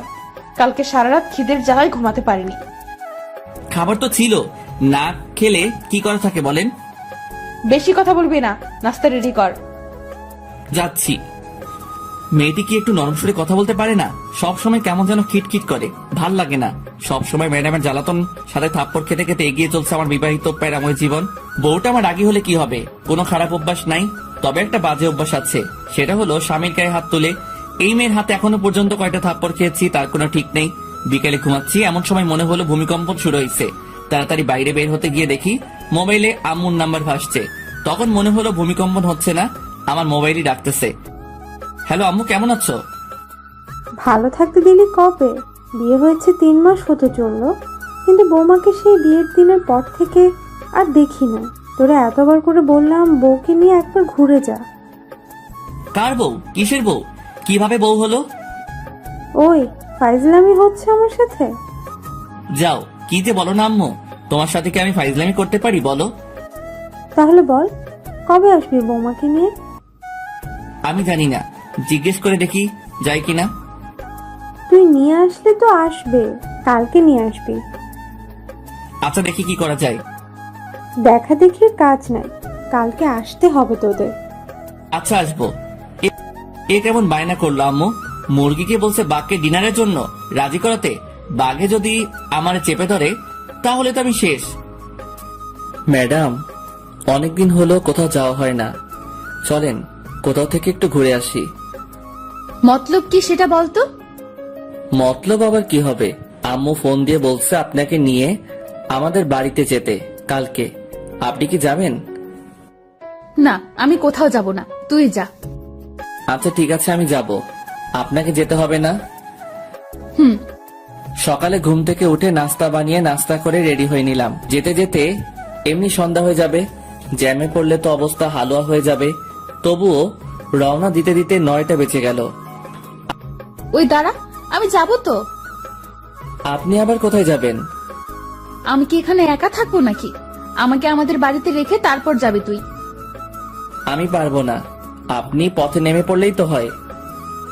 পারবো না, তুই রেখে আসবি। আমার দেরি হয়ে যাচ্ছে, আমি আসি। আর আপনি যদি আমার সাথে যেতে চান তাহলে আমার বাড়িতে যেতে হবে, না হলে আপনার পথে আপনি যান, আমার পথে আমি যাব। তুই তো আচ্ছা ফাজিল ছেলে, আমি যেটা বলবো তোকে সেটা করতে হবে। সেটা পরে দেখা যাবে, আগে তো রওনা দেই। হুম, চল। বাস চলছে নিজের আপন গতিতে, আমরাও এগিয়ে যাচ্ছি বাড়ির দিকে। বডিগার্ডের কাজ পাওয়ার পর আর বাড়িতে যাওয়া হয়নি। আজ অনেকদিন পর যাচ্ছি। ম্যাডাম বসে আছে আমার পাশের সিটে আর চিপস খাচ্ছে। মেয়েটি কি কিছু পারে না চিপস খাওয়া ছাড়া? অনেকক্ষণ পর ম্যাডাম আমার কাঁধে মাথা রেখে ঘুমাচ্ছে। অনেকক্ষণ চিন্তা করে দেখলাম এখন ঘুমাচ্ছে, পরে যখন ঘুম থেকে উঠে দেখবে আমার কাঁধে মাথা রেখে শুয়ে আছে, তখন দেখে যদি থাপ্পড় লাগিয়ে দেয় তাহলে বাসের মধ্যে যা একটু সম্মান আছে সেটাও খেয়ে ফেলবে। তার থেকে বরং জাগিয়ে দেই। ম্যাডাম, ম্যাডাম ওঠেন। কি হয়েছে? ব্যথা করছে হাতে।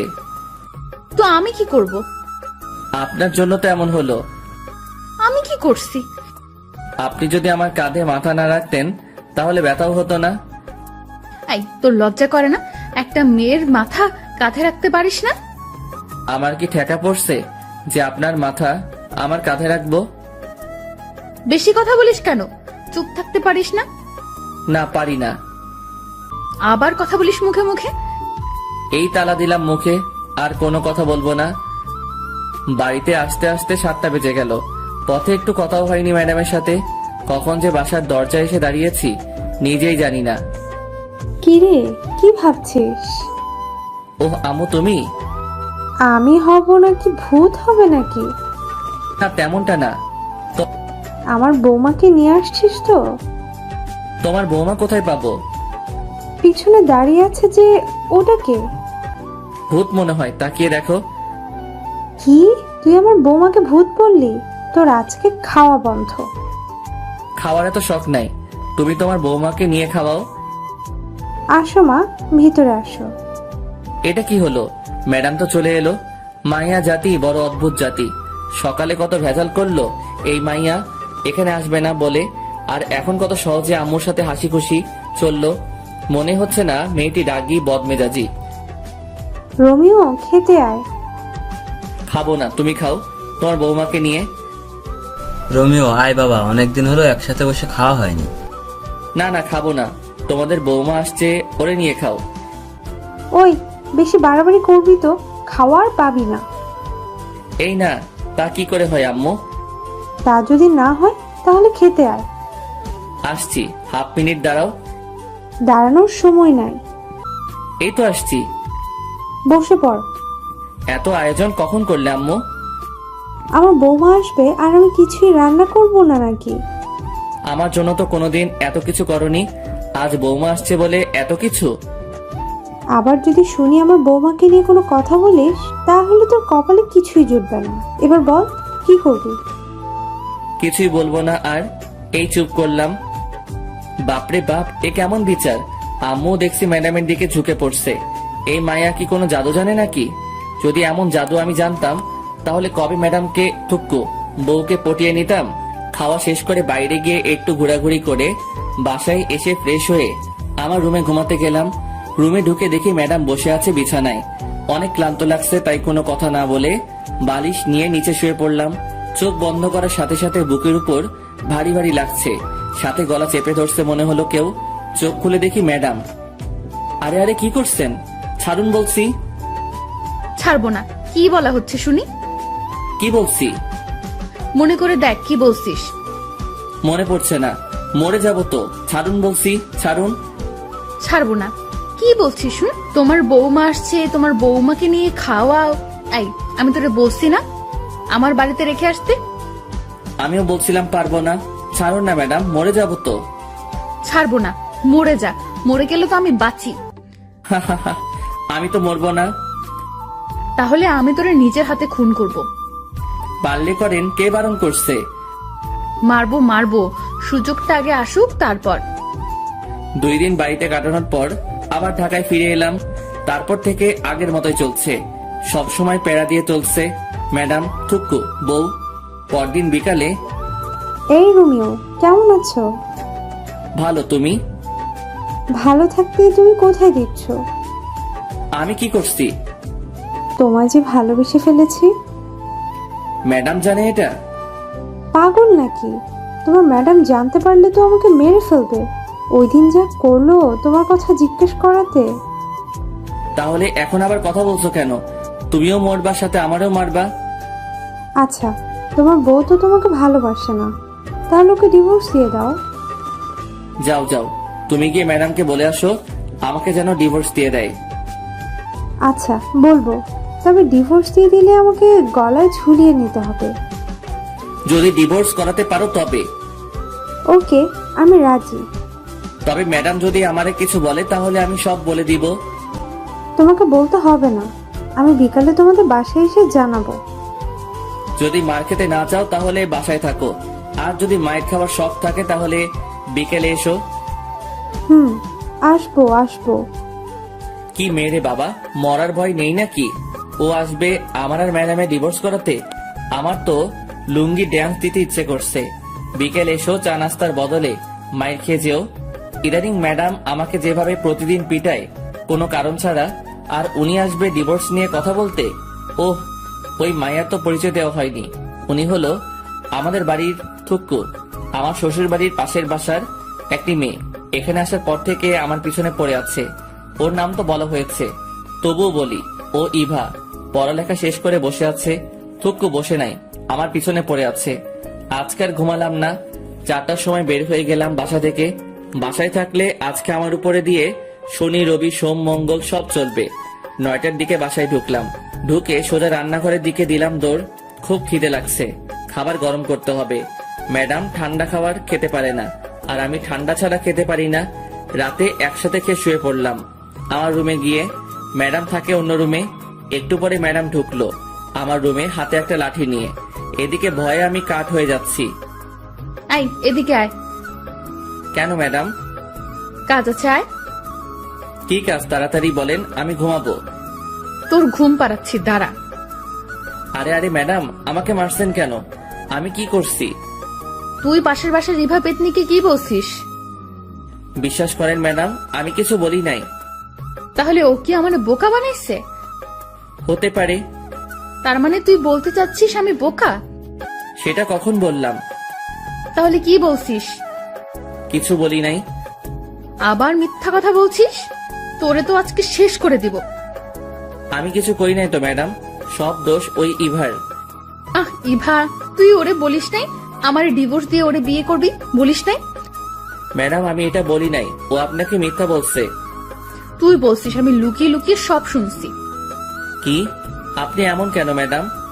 লুকিয়ে লুকিয়ে অন্যের কথা শুনছেন, এটা ঠিক না। তুই আমারে কোনটা ঠিক আর কোনটা ঠিক না সেটা শিখাইতে আসবি না, আমি সব জানি। জানলে ভালো। এখন আমি ঘুমাবো, অনেক মাইর খাইছি। কি? তুই ঘুমাবি? হুম। তোরে আমি ঘুমাতে দিব না। তোর কাজ হলো আজকে সারা রাত আমাকে পাহারা দেওয়া। পারবো না। না পারলে আবার শুরু করব, তখন বুঝবি। আবার শুরু করার দরকার নেই, আমি রাজি। চল। হুম। বাইরে না, রুমের ভেতর এসে পাহারা দিবি। ভিতরে কেন? বাইরে থেকে দিলে কি হবে? যেটা বলছি সেটা কর। হুম। ঘুমে মাথাটা কেমন করছে, আর এই মাইয়া দাঁত বের করে হাসছে। ইচ্ছে করছে ঘুষি মেরে দাঁত ভেঙে দেই। দেখ দেখ, দাঁত কেরাচ্ছে আবার। এ ম্যাডাম, এই চিল্লাচ্ছিস কেন? আমি ঘুমাবো। তোরে ঘুমাতে দিচ্ছে কে? এটা তোর শাস্তি। আমি কি অপরাধ করছি? তুই ইভার সাথে কথা বলছিস, সাথে ওরে পাঠাইছিস ও যেন আমাকে বলে আমি যেন তোকে ডিভোর্স দিয়ে দিই। কি? ও আমাকে বলছে তোমার বউ তো তোমাকে ভালোবাসে না, আমি তোমাদের ডিভোর্স করিয়ে দিব। আবার এটাও বলছে যে ও যদি ডিভোর্স করিয়ে দিতে পারে তাহলে আমি যেন ওকে গলায় ঝুলিয়ে নেই। কি? এটা বলছে তোরে? আর তুইও রাজি হয়ে গেছিস? রাজি হয়নি তো, শুধু বলছি পারলে ডিভোর্স করাও। তবে রে হারামি, আজ তোর একদিন কি আমার যতদিন লাগে লাগুক, তোর শেষ করে ফেলবো। চিচি, বরকে কেউ এভাবে মারে? এত শক্তি আসলো কিভাবে? উফ, কি ব্যথা! এত মেরেও যদি ঘুমাতে দিত তাহলে ভালো হতো, কিন্তু মহারানী সেটা করলো না। উল্টা সারা রাত নিজেও ঘুমায়নি, আমাকেও ঘুমাতে দেয় নাই। ভোর 5টার দিকে ঘুমিয়ে পড়লাম। ঘুম থেকে উঠে দেখি ম্যাডাম নেই। সারা বাড়ি খুঁজেও যখন পেলাম না, তখন ছাদে গিয়ে দেখি ইবার সাথে লাগছে। মাথায় ঢুকছে না আমাকে নিয়ে এত ঝগড়া করছে কেন। আমাকে ম্যাডাম নিজে তো স্বামী মানতে চায় না, তাহলে কি দরকার ইবার সাথে ঝগড়া করার আমাকে নিয়ে? রোমিও, তুমি কি বলছো? এই পেতনিটা কে? কি? আমি পেতনি? তোর 14 গোষ্ঠী পেতনি।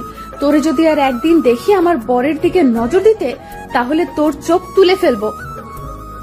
আমিও শেষবারের মতো বলছি, ওরা ডিভোর্স দিয়ে দাও। আমি কেন আমার বরকে ডিভোর্স দিব? কারণ আমি রোমিওকে ভালোবাসি। তোর ভালোবাসা বের করছি, দাঁড়া। এখনো সময় আছে, ওর পিছু ছেড়ে দে। এবার কি হচ্ছে এসব? তুমি কেন আমাদের ডিভোর্স করতে চাচ্ছ? আমি কি কোনোদিন বলছি তোমাকে ভালোবাসি? শুধু শুধু কেন অশান্তি করছো? ডিভোর্স দেওয়া না দেওয়া সেটা আমাদের দুজনের ব্যাপার। আশা করি আমাদের মাঝে তুমি ঢুকতে আসবে না। আর তুই এখানে কেন এসেছিস? চল ভেতরে চল, তো ব্যবস্থা করছি। টেনে ভিতরে নিয়ে গেল। রুমে ঢুকিয়ে দরজা বন্ধ করে দিল বাইরে থেকে। খিদের জ্বালায় বাঁচি না। ম্যাডাম ছেড়ে দিন না আমাকে, নাস্তা রেডি করব, খিদে লাগছে। ছাড়াছাড়ির কোনো কথা নাই, তুই আজ থেকে এই রুমে বন্ধ থাকবি। নাস্তা বানাবে কে? আমি বানাবো। রান্না করবে কে? আমি করব। ঝাড়ু দিবে কে? আমি দিব। কাপড় কাচবে কে? আমি। ইস, ঢং দেখে বাঁচি না। পারেন তো শুধু শার্ট প্যান্ট পরতে, আর আমারে ধোলাই করতে। কি কি বললি তুই? তোর খাওয়া বন্ধ আজ থেকে। ইয়াক থু, আপনি রান্না করতে পারেন নাকি যে আপনার রান্না খাবো? তোরে আমি মেরে ফেলবো। না মেরে ইভাকে দিয়ে দিন। আবার সেই ভাত? তোর মুখে কি আর কোনো নাম নেই? আছে তো। কে সে? আনন। তবে রে, তোর খাওয়া বন্ধ বলছি, বন্ধ। খাবো না। এসব কি হচ্ছে? কিছুই তো মাথার 16 জিবি মেমোরিতে ঢুকতেছে না। ম্যাডাম কি আমার উপর দুর্বল হয়ে পড়ছে? এটা কি করে সম্ভব? আমি কোথায় আর ম্যাডাম কোথায়? ম্যাডাম কি আমাকে ভালোবেসে ফেলেছে নাকি? যদি ভালো না বাসে তাহলে ইবার সাথে ঝগড়া কেন করছে আমাকে নিয়ে? তবে কি ম্যাডাম আমাকে ভালোবাসে? ম্যাডামের কোনো সারা শব্দ নেই। ম্যাডাম কি করছে দেখা দরকার, কিন্তু কিভাবে দেখবো? ম্যাডাম তো বাইরে থেকে দরজা বন্ধ করে দিছে। কি করা যায়? পাইছি, জানালা দিয়ে বের হব, কিন্তু কিভাবে? অবশেষে অনেক কষ্টের পর জানালা দিয়ে বের হয়ে ছাদে পৌঁছালাম। এবার দেখার পালা ম্যাডাম কি করে। চুপি চুপি এসে সোফার পিছনে লুকিয়ে পড়লাম। ম্যাডামকে কোথাও দেখছি না। একটু পরে দরজা খুলে বাসায় ঢুকলো হাতে কয়েকটা প্যাকেট নিয়ে। তারপর গিয়ে ফ্রেশ হয়ে এসে প্লেট নিয়ে আমাকে যে রুমে বন্ধ করে রাখছে সেই রুমের দরজায় গিয়ে বসে খাবার বের করছে। এইদিকে আমার অবস্থা খারাপ হয়ে যাচ্ছে খিদায়।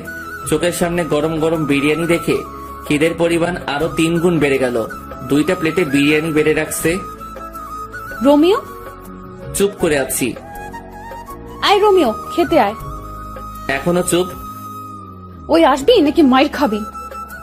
কোনো সারা শব্দ না পেয়ে রুমে ঢুকলো ম্যাডাম, আর আমি এই সুযোগে একটা প্লেট নিয়ে ডাইনিং টেবিলের নিচে বসে পড়লাম। ওইদিকে ম্যাডাম আমাকে খুঁজে খুঁজে হয়রান হয়ে যাচ্ছে। আমি খাবার তালে আছি। আয় বিড়াল, বের হয়ে আয়। ম্যাডাম আপনি কখন আসছেন? জানালা কেটে পালিয়ে এসে বসে বসে খাচ্ছিস? এই তুই না বসিস আমি রান্না করতে পারি না, তাহলে খাচ্ছিস কেন? আপনার রান্না হলে খেতাম না। কি, এটা আমার রান্না না? কি চিটিং মাইরি, বাইরে থেকে খাবার নিয়ে এসে নিজের নাম দিচ্ছেন। আমি বাইরে থেকে খাবার নিয়ে আসছি, কে বসে তোকে?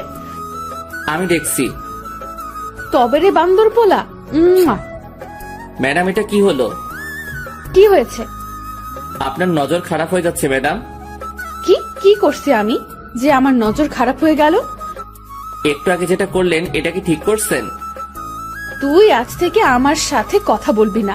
অন্য মেয়েদের সাথে টাঙ্কি মারতে পারিস, তখন কিছু হয় না, আর এখন আমি তোকে একটা কিস দেওয়ায় বলছি আমার নজর খারাপ? কোনোদিনও তোর সাথে কথা বলবো না, তুইও কথা বলতে আসবি না। বলবো না। আপনি কোন দিন কি আমাকে স্বামী সম্মান দিছেন? দেন নাই। কথায় কথায় থাপ্পড় মারতেন, এটা করতেন সেটা করতেন, কথায় কথায় অপমান করতেন। আমি কোনোদিন আপনার কোনো কিছুতে বাধা দেই নাই, আপনিও আমার কোনো কিছুতে বাধা দিবেন না।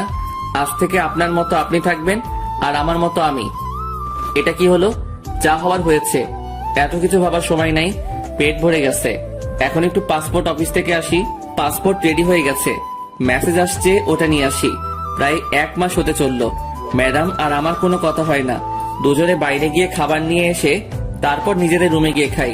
ম্যাডামের দিকে তাকালে বোঝা যায় ম্যাডাম এখন রাত জাগে। চোখের নিচে কালি জমে গেছে, অগোছালো হয়ে গেছে। আগের মতো জিন্স শার্ট পরে না, সালোয়ার কামিজ এসব পরে। আগের থেকে অনেক সুন্দর লাগে ম্যাডামকে, তবে শাড়ি পরলে আরো সুন্দর লাগতো। বাংলার মেয়েদের শাড়ি ছাড়া মানায় না। ভাবছি একটা ট্রিট দিব ম্যাডামকে। ভিসা, পাসপোর্ট সবকিছু রেডি হয়ে গেছে।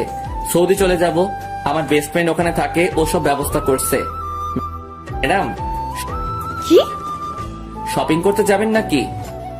যাব না। আর কিন্তু সুযোগ পাবেন না। আবার বলছি, শপিং করতে যাবেন? যাব, নিয়ে চল। চলুন। যাক, যেতে রাজি হয়েছে। দুজনে একসাথে বের হলাম। রিক্সার জন্য দাঁড়িয়ে আছি, এমন সময় দেখি ইভা আসছে। ইভা যদি কিছু বলে এখন, তাহলে আমার আর রক্ষা নাই। এই জান, শোনো না, রাতে ফোন দিলে ছাদে এসো, দুজনে একসাথে চাতে। যেখানে বাঘের ভয় সেখানে সন্ধ্যা হয়। কি দরকার ছিল এটা বলার? ফাজিল মাইয়া, লুচ্চা মাইয়া, কি মজা পাই বুঝি না এমন করে। ম্যাডাম, শপিং করতে যাবেন না? দাঁড়া, তোর শপিং বের করছি। তোর ইভাকে শপিং করিয়ে দে, যা। আজ থেকে তোর সাথে আমার কোনো সম্পর্ক নাই। তুই লুকিয়ে লুকিয়ে অন্য মেয়ের সাথে কথা বলিস। ম্যাডাম, আমার কোনো সম্পর্ক নাই কারোর সাথে। ইভা তো অনেক আগে থেকে আমার পিছনে লেগে আছে, সেটা আপনি জানেন। অবশ্যই তোর সাথে ওর সম্পর্ক আছে, না হলে তোরে জান বলে ডাকলো কেন? আমাকে ফাঁসানোর জন্য এটা বলছে। আমি এত কিছু শুনতে চাই না। তোর সাথে সম্পর্ক আছে ওর, না হলে তোরে জান ডাকলো কেন? তুই কোনো কথা বলবি না। হন হন করে বাসায় চলে গেল। ট্রিট আর দেওয়া হলো না। এই ইভার জন্য এত কিছু হলো। কি দরকার আমাকে জান বলে ডাকার? বিয়ের এতদিন পর বউকে থুক্কু ম্যাডামকে শপিং করে দিতে চাইছিলাম, সেটা হলো না এই ইভাটার জন্য। বাড়িতে গিয়ে দেখি ম্যাডাম দরজা বন্ধ করে বসে আছে। ভিতর থেকে ফুপানো শব্দ আসছে। শুধু শুধু ইভার জন্য আজকে ম্যাডাম কাঁদছে। শালার মাইয়া, তোর জন্য আমার লক্ষ্মী বউটা কাঁদছে। ইচ্ছে করছে ইভা মায়াটারে মেরে নাক ভেঙে দেই। ম্যাডাম, খেতে আসুন। খাবো না, তুই খা তোর ইভাকে নিয়ে। ম্যাডাম, বিশ্বাস করেন ওই মাইয়া এটা আপনাকে রাগানোর জন্য বলছে, আমি শিওর। তোরে আমি বিশ্বাস করি না। আমি যে ভালো না সেটা আমি জানি। এবার খেতে আসুন। খাবো না বলছি, খাবো না। আবার যদি খেতে ডাকিস তাহলে তোর খবর আছে। আচ্ছা ঠিক আছে, ডাকবো না। তবে আন্টি ফোন নিয়ে যেতে বলছে, যাবেন নাকি? সেটা দেখা যাবে, তুই কোনো কথা বলবি না। আমার এত ঠেকা পড়ে নাই আপনার সাথে কথা বলতে। আমার সাথে কথা বলা লাগবে কেন? তোর তো অনেকে আছে কথা বলার জন্য। লুচ্চা পোলা, দূর হও আমার সামনে থেকে। আমি কি আপনার সামনে নাকি যে দূর হব? চুপ কর লুচ্চা পোলা, ঘরে বউ রেখে অন্য মেয়ের পেছনে পড়ে থাকিস। তোর সাথে কোনো কথা নেই। আমার এত শখ নেই আপনার সাথে কথা বলার। কে ঝগড়া করবে এই পাগলিটার সাথে, কখন বাঘিনীর মতো তেড়ে আসবে তার কোনো ঠিক নাই। চিড়িয়াখানায় আছে টুকু, রুমে আছে, ওখানে ঠিক আছে। সকালে ঘুম থেকে উঠে ধাক্কাধাক্কি করে দরজা খুলে ম্যাডামের রুমে ঢুকে দেখি নিচে শুয়ে আছে। একটা মেয়ের রুম মনে হচ্ছে না, বিছানা বালিশ সব ছড়িয়ে ছিটিয়ে আছে পুরো রুমে। মনে হয় আমাকে মারতে না পেরে বিছানা বালিশের সাথে যুদ্ধ করছে। দেখে মনে হচ্ছে ভাজা মাছটা উল্টে খেতে জানে না। কি মায়াবী লাগছে পাগলিটাকে। কাঁপছে দেখে কপালে হাতে রেখে বুঝতে পারলাম জ্বরে অবস্থা খারাপ হয়ে যাচ্ছে। বিছানায় শুয়ে দিয়ে ডাক্তারের কাছে ফোন দিলাম। একটু পরে ডাক্তার এসে দেখে গেল মাথায় পানি দিতে বলে গেল। ডাক্তার যাওয়ার পর থেকে পানি দিচ্ছি। অনেকক্ষণ পর চোখ বড় বড় করে তাকিয়ে আছে। ম্যাডাম কেমন লাগছে? তোর জন্য সব হয়েছে। ম্যাডাম বেশি কথা বলা যাবে না, চুপচাপ শুধু উত্তর দিবেন। তবে রে, কেমন লাগছে বলেন। ভালো না। মাথাটা মুছে নিন, আমি নাস্তা রেডি করে আনি। খাবো না। দেখা যাবে। ম্যাডাম হাঁ করুন। আমি খেতে পারবো, তোর কষ্ট হবে না। তাহলে খেয়ে নিন, আমি মেডিসিন নিয়ে আসি। আমি মেডিসিন নিব না। নিতে তো হবে, না হলে সুস্থ হবেন কি করে? সুস্থ হওয়া লাগবে না, তোর জন্য তো আমার এই অবস্থা। বেশি দিন সহ্য করতে হবে না, চলে যাব। কি বললি আবার বলতো, শুনতে পাইনি। না ম্যাডাম কিছু না, একটু একটু করে সুস্থ হচ্ছে ম্যাডাম। 2 দিন পর রাতে আবার জ্বর আসে ম্যাডামের। সারা রাত মাথায় পানি দিয়ে সকালে নাস্তা রেডি করে নিয়ে গেলাম, খাইয়ে দিতে চাইলাম কিন্তু ম্যাডাম আমার হাতে খাবে না, নিজেই কাপা কাপা হাতে খেলো। কত স্বপ্ন ছিল বউটা নিজের হাতে আমাকে খাইয়ে দিবে, আমিও নিজের হাতে বউকে খাইয়ে দিব। রাতে বউ আমার বুকে মাথা রেখে ঘুমাবে, গভীর রাতে দুজনে একসাথে চন্দ্র বিলাস করব, এক মগে কফি খাবো, নদীর পাড়ে দাঁড়িয়ে দুজনে একসাথে গোধূলি বিকেল দেখব। কিন্তু কিসের কি, স্বপ্ন স্বপ্নই রয়ে গেল। রাতে ম্যাডামের জন্য খাবার নিয়ে গেলাম, ম্যাডামের হাতে প্লেট দিয়ে দিলাম, জানি আমার হাতে খাবে না তাই দিয়ে দিলাম। ম্যাডাম খেয়ে নিন। খাইয়ে দে। ম্যাডাম খেয়ে নিন তো, ঘুমাবো, ভাল লাগছে না। আমাকে খাইয়ে দে, না হলে খাবো না। খাইয়ে দিতে পারবো না, খেলে খাবেন, না খেলে উপোস থাকেন। তুই তো জানিস আমি উপোস থাকতে পারি না, খাইয়ে দে না। আমি পারবো না, তাছাড়া এখন তো আপনি অনেকটা সুস্থ, নিজের হাতে খেতে পারবেন। তাহলে তুই খাইয়ে দিবি না? না। তাহলে আমিও খাবো না। যখন খাইয়ে দিতে চাইছিলাম তখন তো খেতে চাওনি, এখন কেন খাইয়ে দিতে হবে? সেটা আমার ব্যাপার, তুই খাইয়ে দিবি কিনা বল। আচ্ছা বাবা ঠিক আছে, আমি খাইয়ে দিচ্ছি, হা করেন। এই তো লক্ষ্মী বর আমার। দরকার নেই আপনার বড় হওয়ার। অন্য কারো হতে যা, তারপর দেখবি আমি কি করি। বকবক না করে খেয়ে নিন তো। খাচ্ছি তো। ম্যাডাম আপনি তো এখন সুস্থ। তো আন্টি ফোন দিয়ে বলছে যেতে। তো যেতে হবে, আমাকে বাড়িতে যেতে হবে আপনাকে রেখে। তুই যাবি না? যাবো তো, চলেন কালকে রওনা দেই। আচ্ছা ঠিক আছে। রাতে ম্যাডামের জ্বর আসতে পারে ভেবে সোফাতে শুয়ে পড়লাম। কিছুক্ষণ পর মোবাইলটা ডেকে উঠে তাকিয়ে দেখি কানন ফোন দিচ্ছে। হঠাৎ করে কানন ফোন দিল কেন ভাবতে ভাবতে ফোনটা রিসিভ করলাম। তাকিয়ে দেখি ম্যাডাম ঘুমাচ্ছে। হ্যালো কানন, বলো। দুলা ভাই কি করছেন? শুয়ে আছি, তোমার কি খবর? এই তো আছি। আমাদের বাসায় কবে আসবে? কালকে আসবো। তাহলে কালকে দেখা হবে, কথা হবে। এখন রাখি, বাই। বাই। এই এদিকে আয়।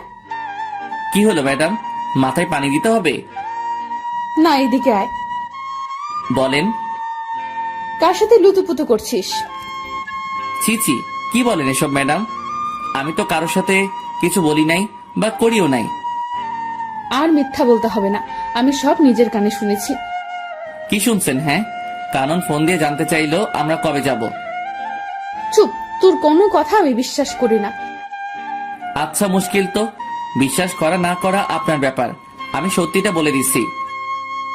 তুই কালকে আমাকে আমাদের বাড়িতে রেখে আসবি। থাকবো না তোর সাথে। আচ্ছা ঠিক আছে। সকালে ঘুম থেকে উঠে নাস্তা করে বেরিয়ে পড়লাম। সন্ধ্যায় গিয়ে শ্বশুর বাড়িতে পৌঁছালাম।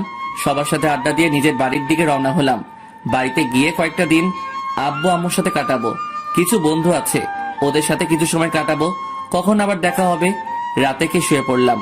আব্বু আম্মুও জানে আমি যে চলে যাব, তবে ম্যাডামদের বাসার কেউ এখনো বিষয়টা জানে না। ভাবছি যেদিন ফ্লাইট সেদিন জানাবো। 30 তারিখে রাত 2টার সময় ফ্লাইট, সবকিছু ঠিকঠাক। ইচ্ছা ছিল যেদিন যাব সেদিনই ম্যাডামকে জানাবো, সবাইকে জানাবো। কিন্তু এত খুশি লাগছে যে কি বলবো, তাই ফোন দিলাম। আসসালামু আলাইকুম আন্টি। ওয়ালাইকুম আসসালাম। কেমন আছো বাবা? জি আন্টি ভালো, আপনি কেমন আছেন? আমিও ভালো। তবে তুমি কিন্তু খুব খারাপ একটা কাজ করছো। ওদিন না থেকে চলে গেলে কেন? আন্টি বাড়িতে একটু কাজ ছিল। আন্টি যে কথা বলার জন্য ফোন দিছি তা হলো 30 তারিখে রাত 2টার সময় আমার ফ্লাইট। কি বলছো এসব? আজকে আমাকে জানাচ্ছ সবকিছু ঠিক করে? আগে জানাইনি তো কি হয়েছে, এখন তো জানতে পারছেন। ম্যাডাম জানে না, ওনাকে জানিয়ে দিয়েন। তার মানে আমরা কেউ জানি না? না আন্টি, কাউকে বলা হয়নি। যা, এটা কি হলো? লাইন কেটে দিল কেন? জানানোর প্রয়োজন ছিল, জানিয়ে দিয়েছি। আজ সেই কাঙ্ক্ষিত দিন। আজকে আমি উড়াল দিব আমার স্বপ্নের দেশ সৌদি। সবাইকে বিদায় জানিয়ে গাড়িতে উঠে বসলাম। সাথে 2 হৃদয় অ্যান্ড অভি। রাত 11:30টায় সবকিছু শেষে বিমানের দিকে পা বাড়ালাম। ঠিক সেই সময় কেউ একজন পিছন থেকে আমার হাত টেনে ধরলো। তাকিয়ে দেখি আঙ্কেল। আঙ্কেল, আপনি এখানে কেন? আমি এখানে কেন সেটা তুমি পরে জানতে পারবে, এখন আমার সাথে এসো। আঙ্কেল, আমি কোথাও যেতে পারবো না, একটু পরে আমার ফ্লাইট। কোথাও যাওয়া হবে না তোমার। কি ভেবেছো তুমি আমাদের কিছু না জানিয়ে চলে যাবে? আমি তো আন্টিকে জানিয়েছি। সেটা জানাইছো জানি, তুমি কেন সৌদি যেতে চাও সেটা বলো। আঙ্কেল, দেশে থাকতে ভালো লাগছে না। তাছাড়া আমার কোনো পড়ালেখাও নাই যে আমি কোনো চাকরি করব, তাই বিদেশে পাড়ি জমাচ্ছি। সেখানে আমার বন্ধুর সাথে একসাথে থাকবো। আমি তোমাকে কাজ দিব, এখন চলো। কিন্তু কোনো কিন্তু না। তোমার আন্টি জানালো তোমার ফ্লাইট রাত 2টায়। আমিও 10টার সময় দেশে এসেছি, তারপর তোমার জন্য বসে আছি এখানে। আমি তো কোন এয়ারপোর্ট দিয়ে যাবো সেটা বলিনি। চট্টগ্রাম আর ঢাকা, এই 2টার একটা দিয়ে তুমি যাবে আমি জানতাম, তাই চট্টগ্রাম এয়ারপোর্টে তোমার ছবি পাঠিয়ে দিয়েছি। ওখান দিয়ে তুমি যেতে পারবে না, তোমাকে আটকাবে। আর এখানে আমি বসে আছি। তাহলে কি আমার যাওয়া হবে না? না, হবে না। এখন তুমি আমার সাথে বাসায় যাবে। কিন্তু কোনো কথা শুনতে চাই না। অবশেষে আমি আমার শ্বশুরের বাসায় ম্যাডামের রুমের সামনে দাঁড়িয়ে। এখানে আসার পর থেকে শুনছি ম্যাডাম রুম থেকে বের হচ্ছে না, খাচ্ছে না, শুধু কেঁদে যাচ্ছে আর বলছে রোমিওকে এনে দাও। কয়েকবার ডাকার পরও ম্যাডাম দরজা খুলছে না। তারপর আর কি, আমার দানবের মতো দেহটা দিয়ে ধাক্কা দিয়ে দরজা খুলে দেখি ম্যাডাম ফ্লোরে বসে আছে, চোখ দুটো লাল হয়ে আছে। ম্যাডাম আসবো তাকিয়ে আছে, কোনো কথা বলছে না। ম্যাডাম কথা বলবেন নাকি চলে যাব? আরে ম্যাডাম, কাঁদছেন কেন? আমি তো কোথাও যাইনি। কি করে ভাবলি আমি তোকে যেতে দিব? আমার কথা একবারও মনে পড়েনি? বল, আমাকে একা রেখে কেন চলে গেলি? কোথায় গেলাম? যেতে তো চাইছিলি, বল কেন এমন করলি? তোরে ছাড়া আমি থাকতাম কি করে বল? সেটা আমি কি করে বলবো? কি করে বলবি মানে? আমার বুকের বাপাসের জায়গা করে নিয়ে এখন বলছিস তুই কি করে বলবি? তুই জানিস না আমি তোরে ভালোবাসি? ম্যাডাম, আপনার কিন্তু নজর খারাপ। হ্যাঁ, নজর খারাপ হয়েছে আমার। এমন একটা ছেলে চোখের সামনে থাকলে যে কোনো মেয়ের নজর খারাপ হবে। তাহলে এবার দোষ কি? তুই আবার ওই পেতনির নাম নিয়েছিস? তোরে আজকে কি আর করবেন? দেখ কি করি। ম্যাডাম, সত্যি বলছি, আপনার নজর পুরো খারাপ হয়ে গেছে। আমি তোর ম্যাডাম না, তোর বউ, ঠিক আছে? তাছাড়া নজর তো অন্য কারোর জন্য খারাপ হয়নি, আমার বরের জন্য খারাপ হয়েছে। তবে আমি কিন্তু একটা জিনিস খুব মিস করব। কি? থাপ্পড়। তোরে তো প্রতিদিন থাপ্পড় দিব। আমি রান্না করতে পারবো না আজ থেকে। আমি সব করব, তুই শুধু আমাকে ভালোবাসবি, আর কোনো মেয়ের দিকে তাকাতে পারবি না। ঠিক আছে মহারানী, আমি রাজি। আমাকে আজ থেকে তুমি করে বলবে। ভুলেও যেন ম্যাডাম ডাক না শুনি। আচ্ছা ঠিক আছে। দুলা ভাই, আপনাদের রোমান্স শেষ হলে এবার খেতে আসুন। খেয়ে শুয়ে পড়লাম আমি। আগে যে রুমে থাকতাম সেই রুমে। একটু পরে ম্যাডাম থুকু বউ আসলো। কি ভাবছো? ভাবছি বিয়ে করছি, বউ পাইছি, ভালোবাসাও পাইছি, কিন্তু কিন্তু আবার কি? বাসরাত তো পাইলাম না। তবে রে বান্দর বলা। এই বলে ম্যাডাম থুকু বউ আমাকে জড়িয়ে ধরলো। Light off. আর কিছু জানতে হবে না, আপনাদের বাসরাতে দেখতে পাবেন যা হবে। আচ্ছা মুশকিল তো, আপনাদের বলছি না লাইট অফ। এখনো এখানে কি? অনেক তো দেখলেন, যান এবার।